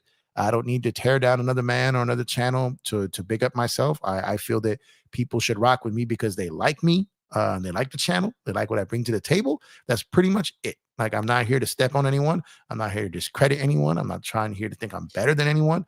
I'm just talking ball. I'm talking ball. I'm talking music. I'm talking with y'all. It's pretty much all it is with me, right? So you're never really going to get that from me. You're not going to get negativity or hate. It's just not. It's not in my DNA. It's not how I'm built. It's not what I'm here for. And even when it comes my way, I still don't. You know what I mean? I still don't, because I don't change who I am because of how they are. If it were to happen, you get what I'm saying? But I pretty much get along with everybody. I don't have any beef. I don't have any trouble. And if someone, does have any type of issue, I'm a guy that likes to talk about it behind the scenes and work it out. That way, even people who come in the comments or shoot DMs talking trash, my first response is, well, let's talk about it. You know what I mean? I'm not triggered. You know what I mean? I'm not going off on no one online or on YouTube. It's not that serious to me from that perspective. You know what I'm saying? To me, it's about content and it's about you guys. That's all it is. I don't take the bait on any of that stuff. It's just not for me, to be honest with you. But I appreciate you, man. Could you hoop back then, Jeff? I mean, I played I played. I wasn't great. I'll be the first one to tell you. My love for the game and my knowledge for the game. Here's the thing. I wasn't a great hooper, but I was a great teammate. I guess is the best way to see it. Like a team was better with me on it because I was a leader. I was a great communicator. Coaches loved me. Um, I was a really good defender, and I was a really, really, really good passer. Like really good passer. I could fit the basketball in areas where a basketball barely fit. So teammates loved me because I knew where their spots were. I knew where they wanted the ball. I can get them the ball, chest pass, over the air lob, bounce pass, behind the back, whatever. I was very, very skilled passer. I was not a very skilled scorer per se. I had moments. I was either on fire or ice cold. There was almost no in between for me. But I was a really good teammate. I wasn't a starting level player. I wasn't. I'll be the first to tell you that. But I competed hard. I was a really good defender, and I would be in at the end of a lot of games because my attention to detail. I was a solid defender. I could rebound well, and I talked a lot of trash. So I could get the other guys, in frustrated and some foul trouble. But I was not. I was never the best player on my team. Pretty much any level. I was often the smartest player on my team, though. But never. I'm trying to think about it. There might have been, but for the most part, I was never the best player on my team. I've got no problem admitting that. But I got into coaching very young and very early as a result of that because I was very. I could toot my own horn on that. I could toot my own horn on that. I was great at coaching because of the way I saw the game on the bench while in the game, sitting next to coaches. When I was on the bench, I was next to the coach. I sat next to the coaches on the bench. I talked to coaches. I stayed late. I did everything. I put all the work in to learn this game. I told you I'm a I'm a basketball nerd. So while I didn't have some of the physical abilities, I wasn't 6'7", 6'8", like some of the guys I was playing with. I wasn't a pure shooter like some of the guys I was playing with, but they all respected my work ethic. They respected my attention to detail. They respected the work I put in with them to help them pick up on traits on their opponents. I kind of helped them find mismatch. So I was a value to a team, but I wasn't never a top tier talent on my team. And I got no problem admitting that. But when it comes to like teaching the game, preaching the game, discussing the game, I would put myself above everyone pretty much that I've ever played with. I will say that. We just started a league here in Austin. Wish we have a coach. Jeff, right now our team is just a bunch of middle-aged men trying to figure out things. Yeah, man, I know it. I know what that's like, man. And it's funny because I started coaching so young that a lot of the kids I coach are now starting to have children. And there's like this little coup they're having, and they're already planning that when their kids to collectively get to a certain age, they're trying to get me back out there, man. And there was one dude I promised years ago that I would coach his kid, and he knows who he is. He's subscribed to the channel, but so the kids I coach, they listen to the channel, they just don't really tune in. You know what I mean? They don't contribute to the chat. Playing in the background, or they check it out later. But one of the kids who was legitimately like one of the favorite people I've ever coached in my life is really holding me to it, and I'm gonna have to honor it, right? Eventually when it happens. So I'm gonna get back out there eventually. I just haven't coached for a while, but there's a strong chance I'm gonna end up doing it again. And I know that was a really long answer to that question, but I do like, from time to time, like give you guys like a little, kind of just, formative conversation in my background, right? Facts. There we go. I'm late, but what up? What up, African Gamer? Thanks for pulling up, brother. Hope you're having a good night, man. Thanks for pulling up on a Friday here, man. Let's see what else we got here. Donald doesn't care about the Knicks. He really doesn't. He really doesn't. Dude, didn't he like skip the LeBron James meeting in 2010 because he had a cover band to play for? It was like crazy. Bron's number one. Jordan's the worst player in history. You're crazy. Don't get my channel banned to blow up here, man. That's crazy. Don't do it. Don't do it. Don't do it. Don't do it. If Ohtani goes to the Blue Jays, it'll be the winter of your discontent. Oh my God, if he goes to the Blue Jays. I can't begin to tell you guys, I'm telling you, for 3 years, I've been dead convinced that he was coming here. 3 years. I'll say it again. If the Lakers win the first chip, is the redemption for getting swept? I didn't see that the first time you put that. I don't know. That was last year. I mean, last year's last year. This year isn't different. But I will say that it will add credibility to them this year. And I will say that the way they're playing in it and basically undefeated so far in it will put them on the map for the season to be officially stamped a contender. I don't know if it changes last year getting swept until they start to figure out how to handle Denver. Outside of that, I think it would be great for them. It'd be a great narrative for the season and something to build off of. But off of that, the real test comes in June if they make it there. He gives you permission, but the fans want a name on it. I can't. I'm guessing the mystery celebrity is Pauly Shore. Yo, you know what's funny? It's funny you say that. I ran into Pauly Shore about a year ago. I was in Vegas, and we were going to our niece's house, who lives, that doesn't live anywhere near the strip. But we were passing by and we were stopping somewhere in the last side of downtown Vegas. We were stopping by and we're going by a Mexican restaurant. And we're walking up the block like two spots down from the Mexican restaurant, and there's a dude outside like live streaming. And I looked over, it was a dude and some other dude, and I'm like, that's Pauly Shore. And he goes, yo, what's up? And he was trying to get engagement from people. And I talked to him for a couple of minutes, and I was like, and I was like, that's Pauly Shore, just random of all people. So it's funny you bring that up because my wife didn't know who he was. That was funny part about it. But this was about, I want to say about a year ago, and he was over there. There's this Mexican restaurant he was going to called Casa Don Juan. And he was right outside of it doing content creation, and I don't know what he was doing it for. Then we started talking about some random stuff, and it was Pauly Shore. It's crazy. I run into people all the time, man. It's nuts. Jeff Ohtani might just stay in there. I know. That's what I'm saying. That's what's so crazy. Ugh. I want the Lakers to win the first so that I can tell people Jordan never won the season. Oh, my God. This is true. Empire Jeff, have you been to LA County Fair and Pomona? Multiple times. My wife loves going there. I love going for the food. Oh, my God. Just thinking about the food. I've been there multiple times. Haven't gone in a couple years, though, but I've been there multiple times. Yeah, Summer Sanders. There it is, man. Summer Sanders. It was 2 for Inside NBA. Okay, cool. So we were both right. That's crazy that we both grabbed from the different sides of it, though. Summer Sanders is the other host, but mostly Willow Bay. Okay, yeah. I knew Willow Bay was the name that popped in my head. I was struggling with it, man. Jeff C stays in Anaheim. You got to come with me when the Dodgers visit. And you already know if it works out the other way, what it is with me. Yeah, no, for sure. But I'll still go to, if you remain an Angel fan, I'll still pull up on a game with you, man. What's dope is a train. I got the Amtrak station. There's one not too far from my house. It takes you straight to the stadium. So I could go out there, have a couple of brews, hop on the train, and bring my ass back. So we can make that happen, though, for sure. Absolutely, man. Top 5 boxers right now. Oh, man, that's a tough one. I'm not up on boxing as much as I should be currently. I've been watching the sport the last couple of years because it was kind of frustrating me. I watched Canelo lose like at least 3 times and continue to win. I feel like Triple G beat him twice. But outside of that, I really don't have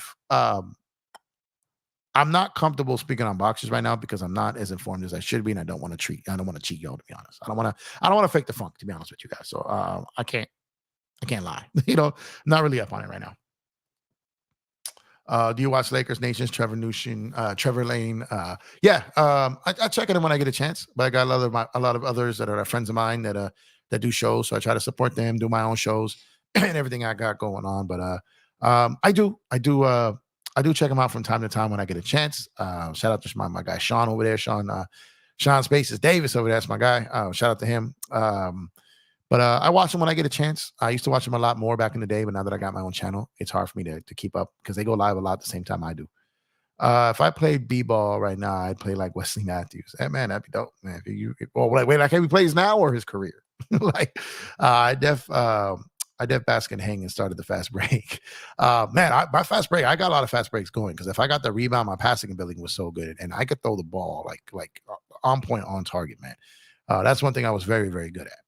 Outlets, no looks. I was very good moving the rock. Absolutely. Still am with that. I haven't played in a long time, but I was still with the last time I played, I still had it with the passes. You're absolutely right. My thing is if I can't tell that person something in their face, I'm not going to say the same thing behind their back. It's a principle. Yeah, I operate that way. I don't really like talking trash. I may talk to someone like to get a perspective, like if something happened or they bring the situation to me. But am I reading this right? Am I overthinking it? Like before I step to the person, because why am I going to step to the person if there's really nothing, right? I don't do that in a drama way, like talking behind the scenes, gossipy. You know what I mean? My thing is like, what do you think about this? And then I kind of go from there. So, but I agree. I believe that you got a problem with the person. You try to work out the person. If that person makes it bigger than it needs to be, then just move on. Like, the the most precious thing in our life is time, and there's nothing worse than wasted time. I don't be wasting time, y'all. That's just pretty much me. Keep it moving. I got money to make. You know what I mean? I'm gonna keep it going. Makes sense with your b-ball knowledge that those who can't those that can't teach. Looks like I'll be man. Here comes Kurt. I'm telling you, man, I spent a lot of time studying the game of basketball, man. Your style, you just described Luke Walton. Hey, man, you know what? I mean, it's not a bad comparison. Other people have told me that. I'm trying to think who I'd be like a comp to, but I was probably like a mix between Rambis and Walton. Would probably be the best way to describe it, because I would, I would play physical. I would get out there. I would chase down things. I never ran from anything. So just a combination of things. But that's not a terrible comparison. I'm a better coach than him, though. I'll tell you that. Well, that's not fair. He coached in the NBA. He'll probably mop me up. But I felt like, yeah, I can't claim that. That's stupid. That was stupid of me to say. Tutran, hit me up. I've been looking for a team to join. Let's get it. There you go, man. Oh man. A lot of people in Austin, man. That's what's up. I'm trying to get back in the court for real. Only 22. Oh man, you definitely get out there if you're 22, man. If I was 22, I lived on the court, bro. Lived on the court, man. Get out there while you can, man. The injuries start piling up or start getting aches and pains, man. It's not the same, man. Not the same. I swear. Let's see. Lakers 60, 1973. What's going on, man? Thanks for pulling up. What's up? Checking in, family. Hope everyone's doing well. Appreciate you. Thank you for pulling up. Doing great. Appreciate you.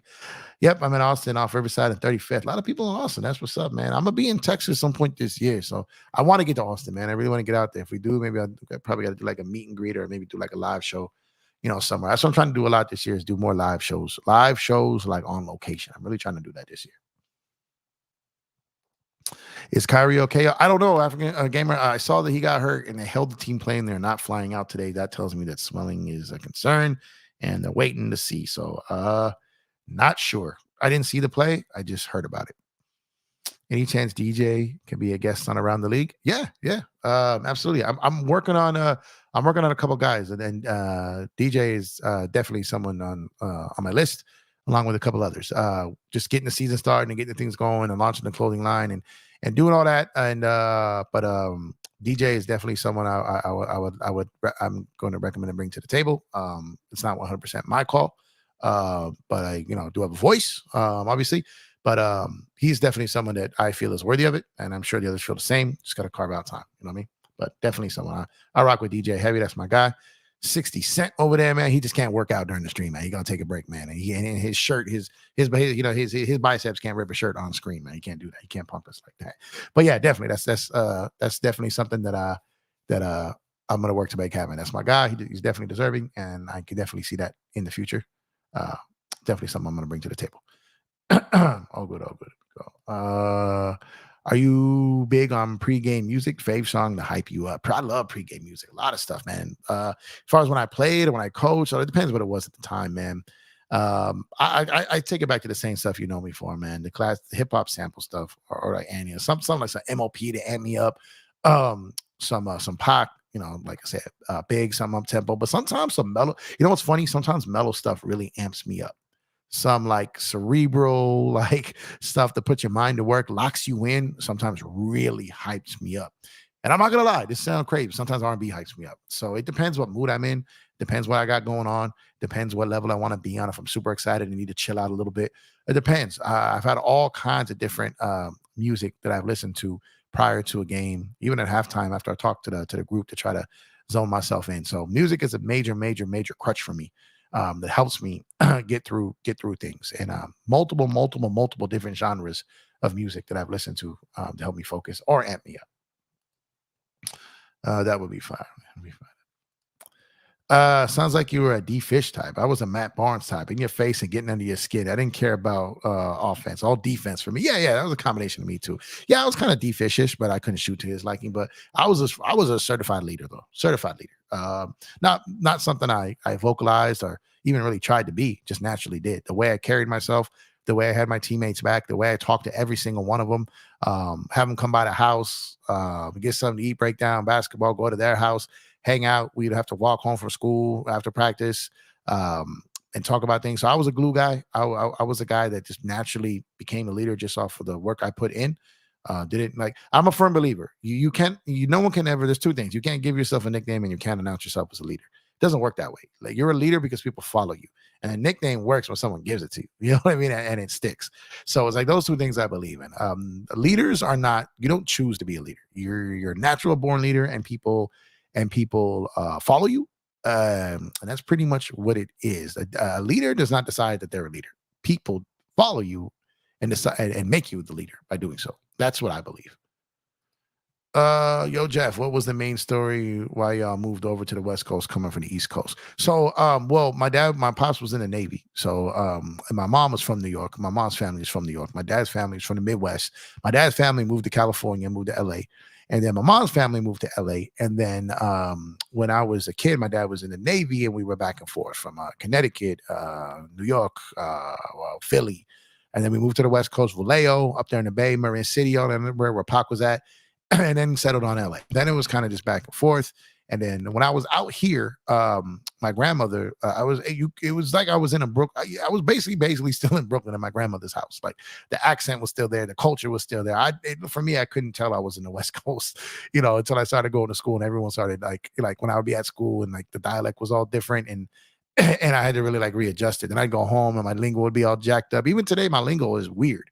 Depending what mood I'm in, if I'm drunk, if I'm sober, if I'm hyped up, if I'm excited, if I'm angry, if I'm sad, my lingo and my dialect changes because I've got so many different influences in me from a cultural perspective of New York, Midwest, LA, hip hop. Like I've got so many different dialects all in my mind and something kind of pings something and it just goes. But just thinking about my grandmother, it brings out the New York in me, like it's crazy. So it's like being in that house and just the way that they went up, carried themselves and went about it, and that New York charisma, just it's still in me to this day. But I was back and forth. I've been in LA majority of my life, you know what I mean. But being out there when I was younger, being on the Eastern Seaboard, and then coming back here and basically all the time with my grandparents, and I learned sports from my grandfather, music and fundamentals of music from my grandfather, and one of the biggest, if not the biggest hero in my life before he passed. You know what I mean? So heavily influenced by him and his dialect and his culture. So it was that's where it comes from. But I'm an LA guy, to be honest. Like I'm not gonna fake the funk. I didn't live in New York most of my life. It's just the culture is in me because of my family. And it wavers, you know what I mean? I was in the Midwest with my other side of the family out there, and like my tone slowed down, and it's just weird how that works out. But I'm around all of them enough to where it keeps it consistent equally, you know what I mean? So, but I would go back, I'd go back and I'd visit, and eventually like people started moving and getting out of there, and so now when I go, it's just like vacation or like people that I know that I've met like later on in life. All the people most of the people that I knew out there back in the day. Like some people, like when I was on Facebook, would pop up, like, you know what I mean? But outside of that, most of the family I had out there have passed away or moved on, you know what I mean? So there's not a lot. I don't really have anyone out there that I keep in touch with family wise that's out there anymore. I low key want Poole. What? Like Jordan Poole? No. What are you saying, bro? Oh God, no, African gamer. Come on, you trolling. You trolling, bro. Don't do this. Don't do this. DJ won't fit in the scene. Brother is too yoked. That's what I'm saying, man. He gonna be sitting there with some like pre-workout. He gonna be sitting there lifting like 445s with one hand, like doing like the other, just 60 centing it up over there, man.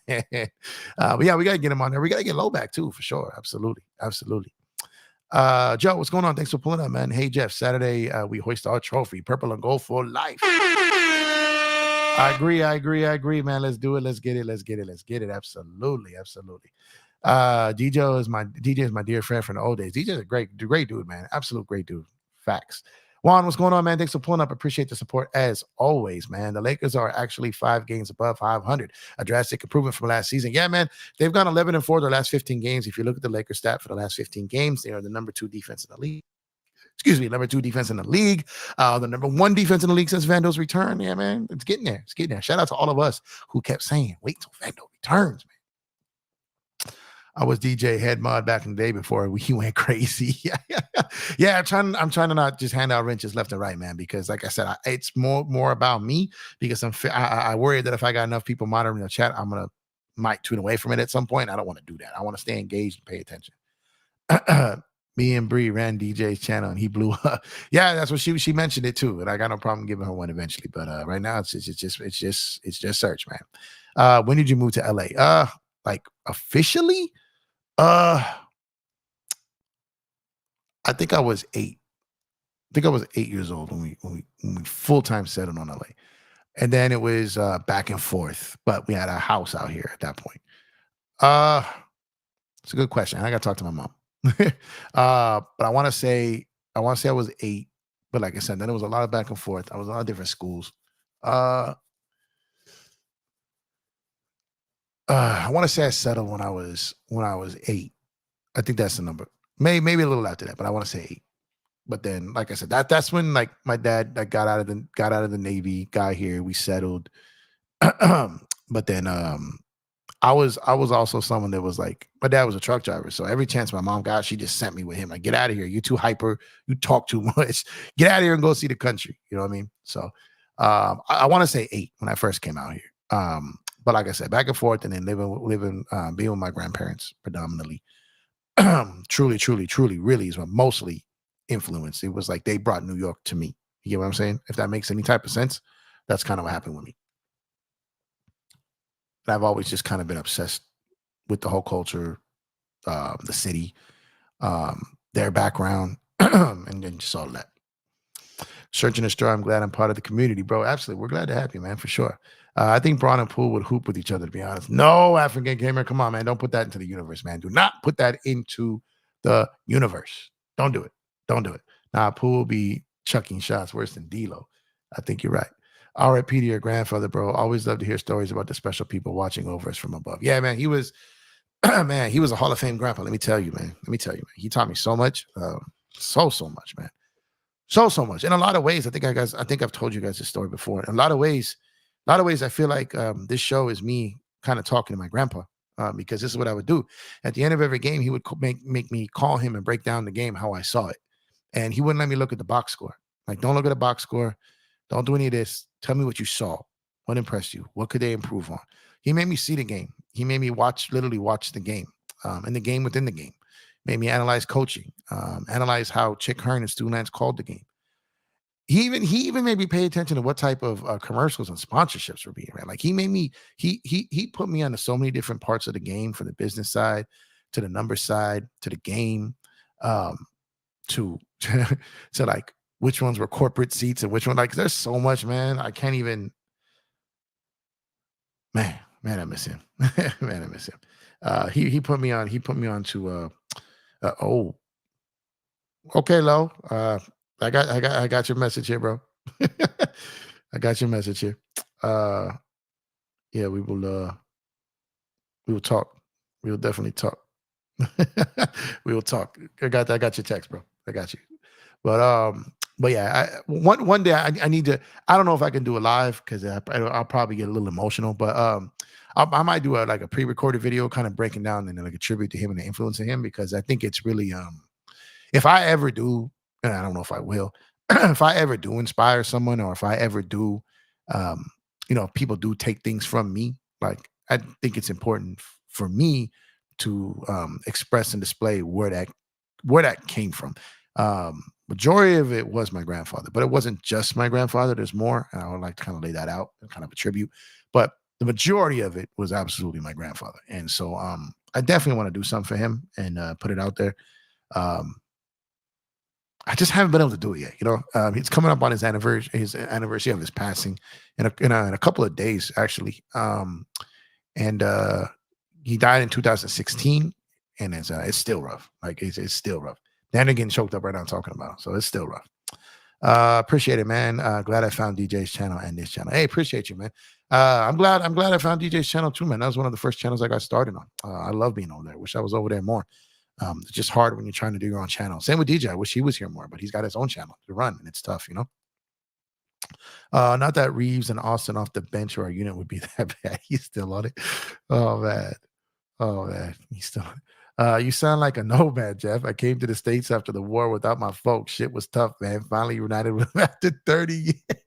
Yeah, bro. I'm trying to tell you, man. Like, my journey is nuts, man. My journey, my backstory, everything that is me.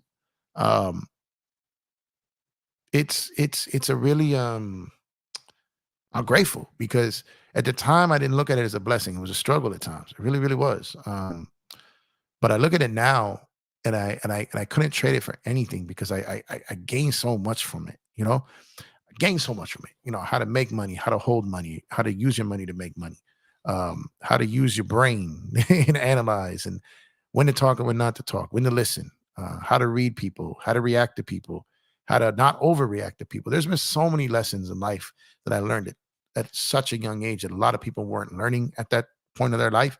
That gave me an advantage in life at an early age. Um, like real talk. Like I've been running companies since I was like 22. You know what I mean? Like I've been in a pretty much a high level position since a very young age because of my upbringing, because of the way I was raised to use my mind and how to go from corporate to concrete and vice versa, and how to apply street smarts to business smarts and vice versa. Like I feel like I'm a well-rounded, very very versatile hybrid. You know what I mean? And I can fit in a lot of circles um, where some people can't, a variety of circles. And that's all because of how I was taught and raised. I was kind of taught how to do that. And it's crazy. I got some crazy stories, man. One day I will get it because I think you guys will enjoy it. I got some really crazy stories, man. Super crazy stories. Jeff, you got a brother for life. And why my guy, like when they don't play. Yeah, for sure. No, I know what you mean. I know what you mean. And I'll be in New York. I'll be there. Probably I think next April. I think I'm hitting Midtown next April, man. Um, Definitely think I'm hitting Midtown next April. That's the plan for now. I used to go every year, every other year, and then COVID, and we kind of got spaced out a bit. Wifey wants to hit Chicago this year, next year. So I'm trying to like do both on the same trip. The only difference is one flight in the middle of the trip and get some New York in there. So trying to make that happen. I appreciate you, Dante, for real. Yo, Jeff, are you a guac guy or a salsa guy? Bro, when I tell you I'll put the salsa in the guac, mix it up, what you know about that, man? Fire. But I'm both. But it's got to be table side guac. Got to be table side guac. I don't rock with the guac out of a jar, out of a no. Table side or homemade guac for me. And I live in the city of guac. So you know what I'm saying? The city of guac. So I'm a guac connoisseur, man. Trucking in Cali, you must have seen a lot of Bakersfield. Oh, for sure. Bakersfield, man, Lake Elsinore out over there, Fresno, Clovis, all Central Valleys up there, man, everywhere. I've seen it all, absolutely everywhere, man.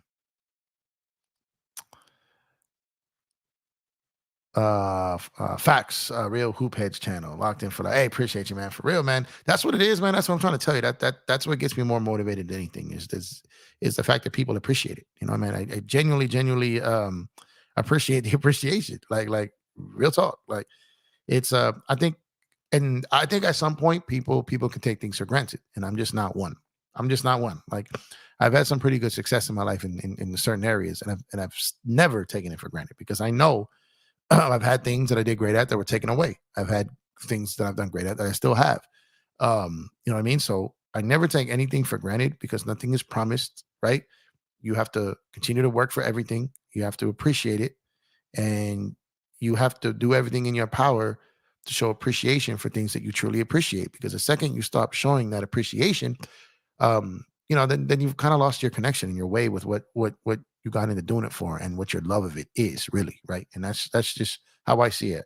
I don't, disagree with how anyone does it for them. That's just what works for me. You know what I mean? Okay, one second. See, so yeah, search the man, bro. Merch first search. We're gonna make that happen, bro. Oh man, Detroit. What's up, Detroit? What's up, my guy? Peace to you, my brother. Pulling up, man. Much respect to your grandfather. May he rest in paradise. Hey, thank you, man. Appreciate it, man. That's my guy, man. That's my guy. I miss him. He's with me every day, and everything I do, the way I talk, the way I act, the way I think. I feel like he's right here with me. You know what I mean? I'm telling you, like when I do these shows, it's like it was like when I would call and talk to him. It's basically what I'm doing. I'm breaking down the game to you guys like I would with my grandfather. So it's kind of like every day I do a show is a tribute to him, really. It really, really is. I told my wife, like, she goes, what is it that just grabbed you with this? And some other content creators asked me too. They're like, you hit it out the gate. You were just like on it. Like there was no real growing pains with you. You just hit it out the gate. And I was like, because that's exactly what I'm doing. Like, I feel like I'm doing this the same way I did when I would call my grandfather at the end of every game. And that's exactly what it is. When I tell my wife that, she's like, because she remembers those calls. Because even when I was older, I would call my grandpa, like up until he passed, I was still calling him at the end of games. You know what I mean? Um, so still did that, and she got to witness that. So she's like, yeah, you know what? I haven't really, because she hears me talk it all the time, but she sees a little different when I'm doing this, slightly different, because like again, I feel it feels like I'm talking to him. It may sound weird, you know what I mean? I'm not trying to weird nobody out, but that's just kind of like it feels like a connection there. It really does. It's weird, but it's the truth. If your grandfather is listening to this channel from above, I want to apologize for this. Actually, he probably would have laughed at that, man. He was a jokester too, man. He was a jokester too. Detroit. Shout out to Detroit, man. What's good, my brother from another Mr. Search? Absolutely. Salute Detroit, man. Thanks for pulling up, bro. I think it's the first time you've been here when I've been live, man. I see you in the comments. I haven't seen you live, man. Appreciate you, bro. Appreciate you. It's 12:21 in California. It's game day championship. 12:20. Yeah, man. It is. It absolutely is. Trying to catch up to all these chats here. Sorry, guys. When I start getting on stories a little bit, then I slip on here for a bit. Sorry about that. Hey, thank you, man. Thank you. I really try. I really do. Like, I try to pay it forward for those that inspired me. Try to give it back. You know what I'm saying? I feel inspiration is important. I get inspired all the time, and I feel it's good trying to inspire others. So anytime your inspiration can be passed on as inspiration to others, that's just a natural transfer of energy, and I think it's a beautiful thing. You know what I mean? It's 12:23, California. It's game day championship. Let's go. That's right. All right. Yeah. Hey, I feel you, Search. I can't drop that word, but I feel you, though. Oh, let's see, man. I'm excited for tonight, man. I told you my wife planned this little Friendsgiving, though, man. I don't know how I'm gonna make this work, but I'm gonna figure it out. I didn't have a father figure, so I developed this habit of just sit back and absorb from the street. Yeah, no, and a lot of the thing is that's it right there. My pops was a truck driver. He did everything he could as a man to provide for his family, but he was gone. Like my whole life, he was gone. So like my grandpa filled in as that father figure. You know what I mean? So it was like, but he wasn't my dad. Like my dad was like always on the road. Like I would got to talk. Then my relationship with my father was over the phone. You know what I mean? So like it was like I was in a single parent household, or like I had a single mother who, with my aunts and my cousins, it felt like they were single mothers because all my uncles were truck drivers. So it was like I was raised with what felt like a bunch of single mothers, even though they had fathers and they were providers, outstanding providers, but they just weren't there. They were absent in activity of raising a man. You know what I mean? So so my grandfather had to fill that role, and it's how I really learned how to understand women, because I was raised with a bunch of them. Right? That's why most of my best friends coming up with women was because like I understood them. I knew how to show respect. I knew how to show love without being creepy. You know what I'm saying? I knew how to have female friends without making it awkward. You know what I mean? Like I said, I told y'all earlier, man, I could fit in a lot of circles, man. And it's my grandfather filled that role as a father, and a lot of my friends didn't have fathers. A lot of them didn't. Most of them didn't.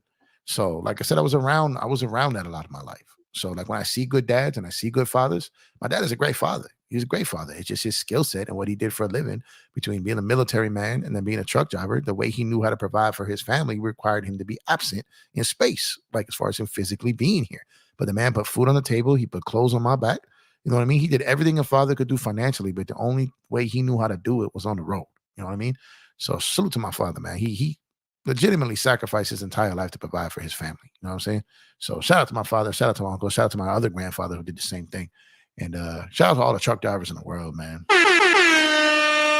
This world does not move without truck drivers in the military, to be honest with you, man. Shout out to everyone who served, and shout out to everyone who's behind that wheel, man. Shout out to all y'all. And shout out to y'all that does both, that did both. DJ is one of those, man.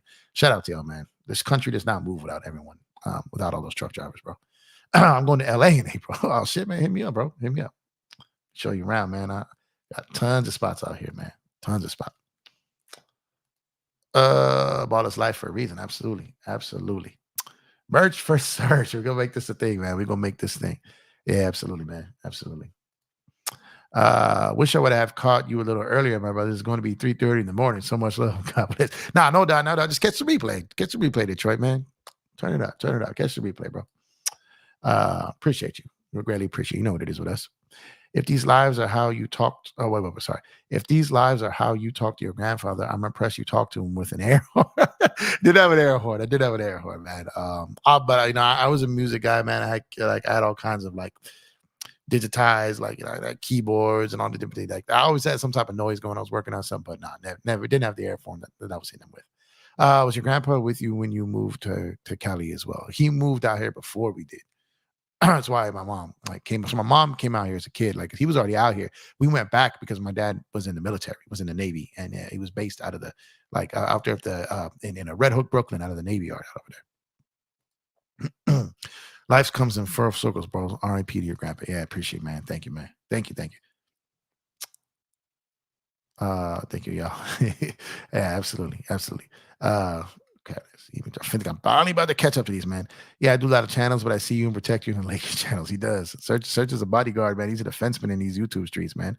Definitely need female friends. It's so dope. We pretend to be couples when we don't want people bothering you. Man, I know that game. I remember that game.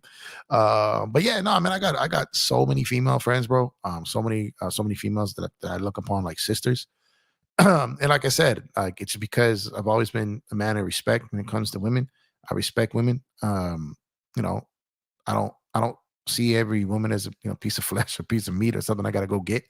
I value the women in my life, and because of that, I never made anything offered. I like awkward. I've got plenty of women in my life that I care about at a high level, but I have absolutely no feelings for. You know what I mean? And that's because I just don't. And they're really good friends of mine. Some of them basically sisters. You know what I mean? And I value those relationships. Those relationships made me a better boyfriend early on with my wife, a better fiance, and a better husband because I had really good female friends who helped me. You know what I mean? And helped me understand further. And shout out to them, man. I mean, a ton of them, just so many, too many to give credit to. I had so many great female friends coming up and still do. Everyone got a sad story. Carry your family legacy to the fullest. Absolutely, man. Family is family. That's why I was telling you about Thanksgiving time, why it's so important, man, to spend that time, put in that time, and make sure you spend your time with your family because you never know, man. And I'm telling you, man, the most important thing is most important resource is time. And the worst thing we could do is waste time, man. I hate wasting time, especially on negativity, man. I keep it pushing. Like I said, I got money to make and memories to make. You know what I mean? That's what I'm here for. Pretty much sums me up. You know what I'm saying? But yeah, man, on that note, man, I've been rocking for about 2 hours. Started the stream late, so it's a little late over here. I do got to get my ass up at about 6:30 in the morning here, so I got to take this little 6-hour nap. Got stuff popping tomorrow. Got to get stuff out the way. And then, like I said, wifey got this little Friends Miss popping off tomorrow. Then we got the Laker game.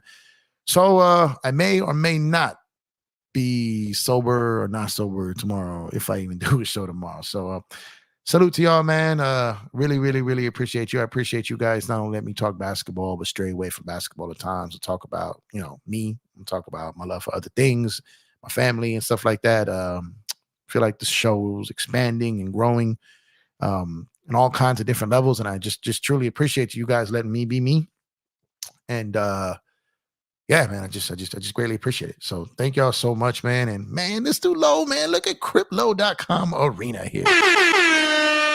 Man, pulling up to the hotel now. Jeff always comes through for your brother during my travels. About to get checked in, tapping with you later when it's time to get that cup. Hey, salute to you, brother. It travels well. I'll be hitting you on the jack, man. I'll be talking to you, man. Maybe we can get you pull up live, sideline reporter tomorrow. We'll talk, man. I'm gonna hit you. Stay safe. Congrats for being out there. And man, I appreciate for these super chats, brother. You have no idea. From the bottom of my heart. Thank you, sir. Thank you, man. Appreciate you. And safe travels out there, bro, for sure. Let me see. I want what everyone said. He said, I want to know why your grandpa said about the Clippers to the hey, man, I got a story for that. I'm gonna tell you about that. I do this weird thing with women where I treat them like people. Yeah, right. It is weird. It really is weird. A lot of people don't, man. We just try to catch up to these out the gate. Thanks, Jeff. Enjoy your weekend. Go Lakers. Hey, thank you, Kurt, man. Hey, Kurt, I notice the things you say is inspiring too, man. I appreciate it, man. You're one of the ones that always point things out and give me inspiration too for your compliments and stuff. So I appreciate you, brother.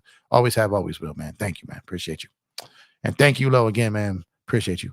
I'm raising my girl's son as my own because I know that feeling of not having a father. Yeah, and that's another thing. I've raised kids that aren't mine. I've helped raise kids that aren't mine. I had a lot of kids that I coached that didn't have both parents. I got a lot of stories, y'all. Man, I'm telling you, man. I got a lot. And if anyone who follows me on IG, I've been posting one of my little shit as I call her, man. She's coming up, man, as an influencer, and she was Lola Bunny in Space Jam 2. She and LeBron, the Lakers had her there the other day as a guest, made her own custom jersey with her name on the back. Got to go content create. She hit Austin Reeves with a too small and gave him a shove. Proud of her, man. Proud. Shout out to you, Cookie, man. You know I love you, man. And she, man, I'm so proud of her, man. She's coming up. She's killing it. I've been proud of her forever. Her and her sister and brother, man, just super, super, super proud. They inspire me with how great they're becoming. And they're little Jeffrey, man. Like that little Jeffrey. She ain't so little no more, but she doing it, man. She doing the damn thing. I'm super proud of her. Love them to death. And it's just good to see your people shine, you know what I'm saying? But gotta get her on the show because she got a lot of stories, man. She's coming up in the world and she's dialed in a lot. And in with a lot of people. She was with she had a video. She was rocking with Angel Reese the day before she went viral. And she was so she was covering NCAA tournament. Like she doing her thing, man. I got to get her over here. So like I said, it continues on, and a lot of my peoples are coming up too. So absolutely love it. So shout out to you guys, man. Like I said, y'all can be anywhere in the world, but y'all here with me, and I appreciate that. Thank you guys so much for the support, kind words. Super duper excited for the Lakers tomorrow, man. I pray to God I wake up tomorrow to good news on Shohei Ohtani. Shohei on the way, like AD was on the way, man. I'm praying, but if not, I guess it is what it is. But let's go, Lakers. Let's get it popping tomorrow. Y'all enjoy your Saturday, man. Y'all enjoy your Saturday. I appreciate you, Sunday. Enjoy your Saturdays. Let's get this win tomorrow, man. Again, thank you guys. And I will do, well, man, from Germany. That's what's up, man. Thank you, Emma. I appreciate the pull up, man. Make sure to like, subscribe to the video, subscribe to the channel, like the video if you haven't done so already. Leave your thoughts in the comment section. God bless y'all, man. Y'all have a good Saturday. Let's go, Lakers. I'll catch you tomorrow. Have a good one.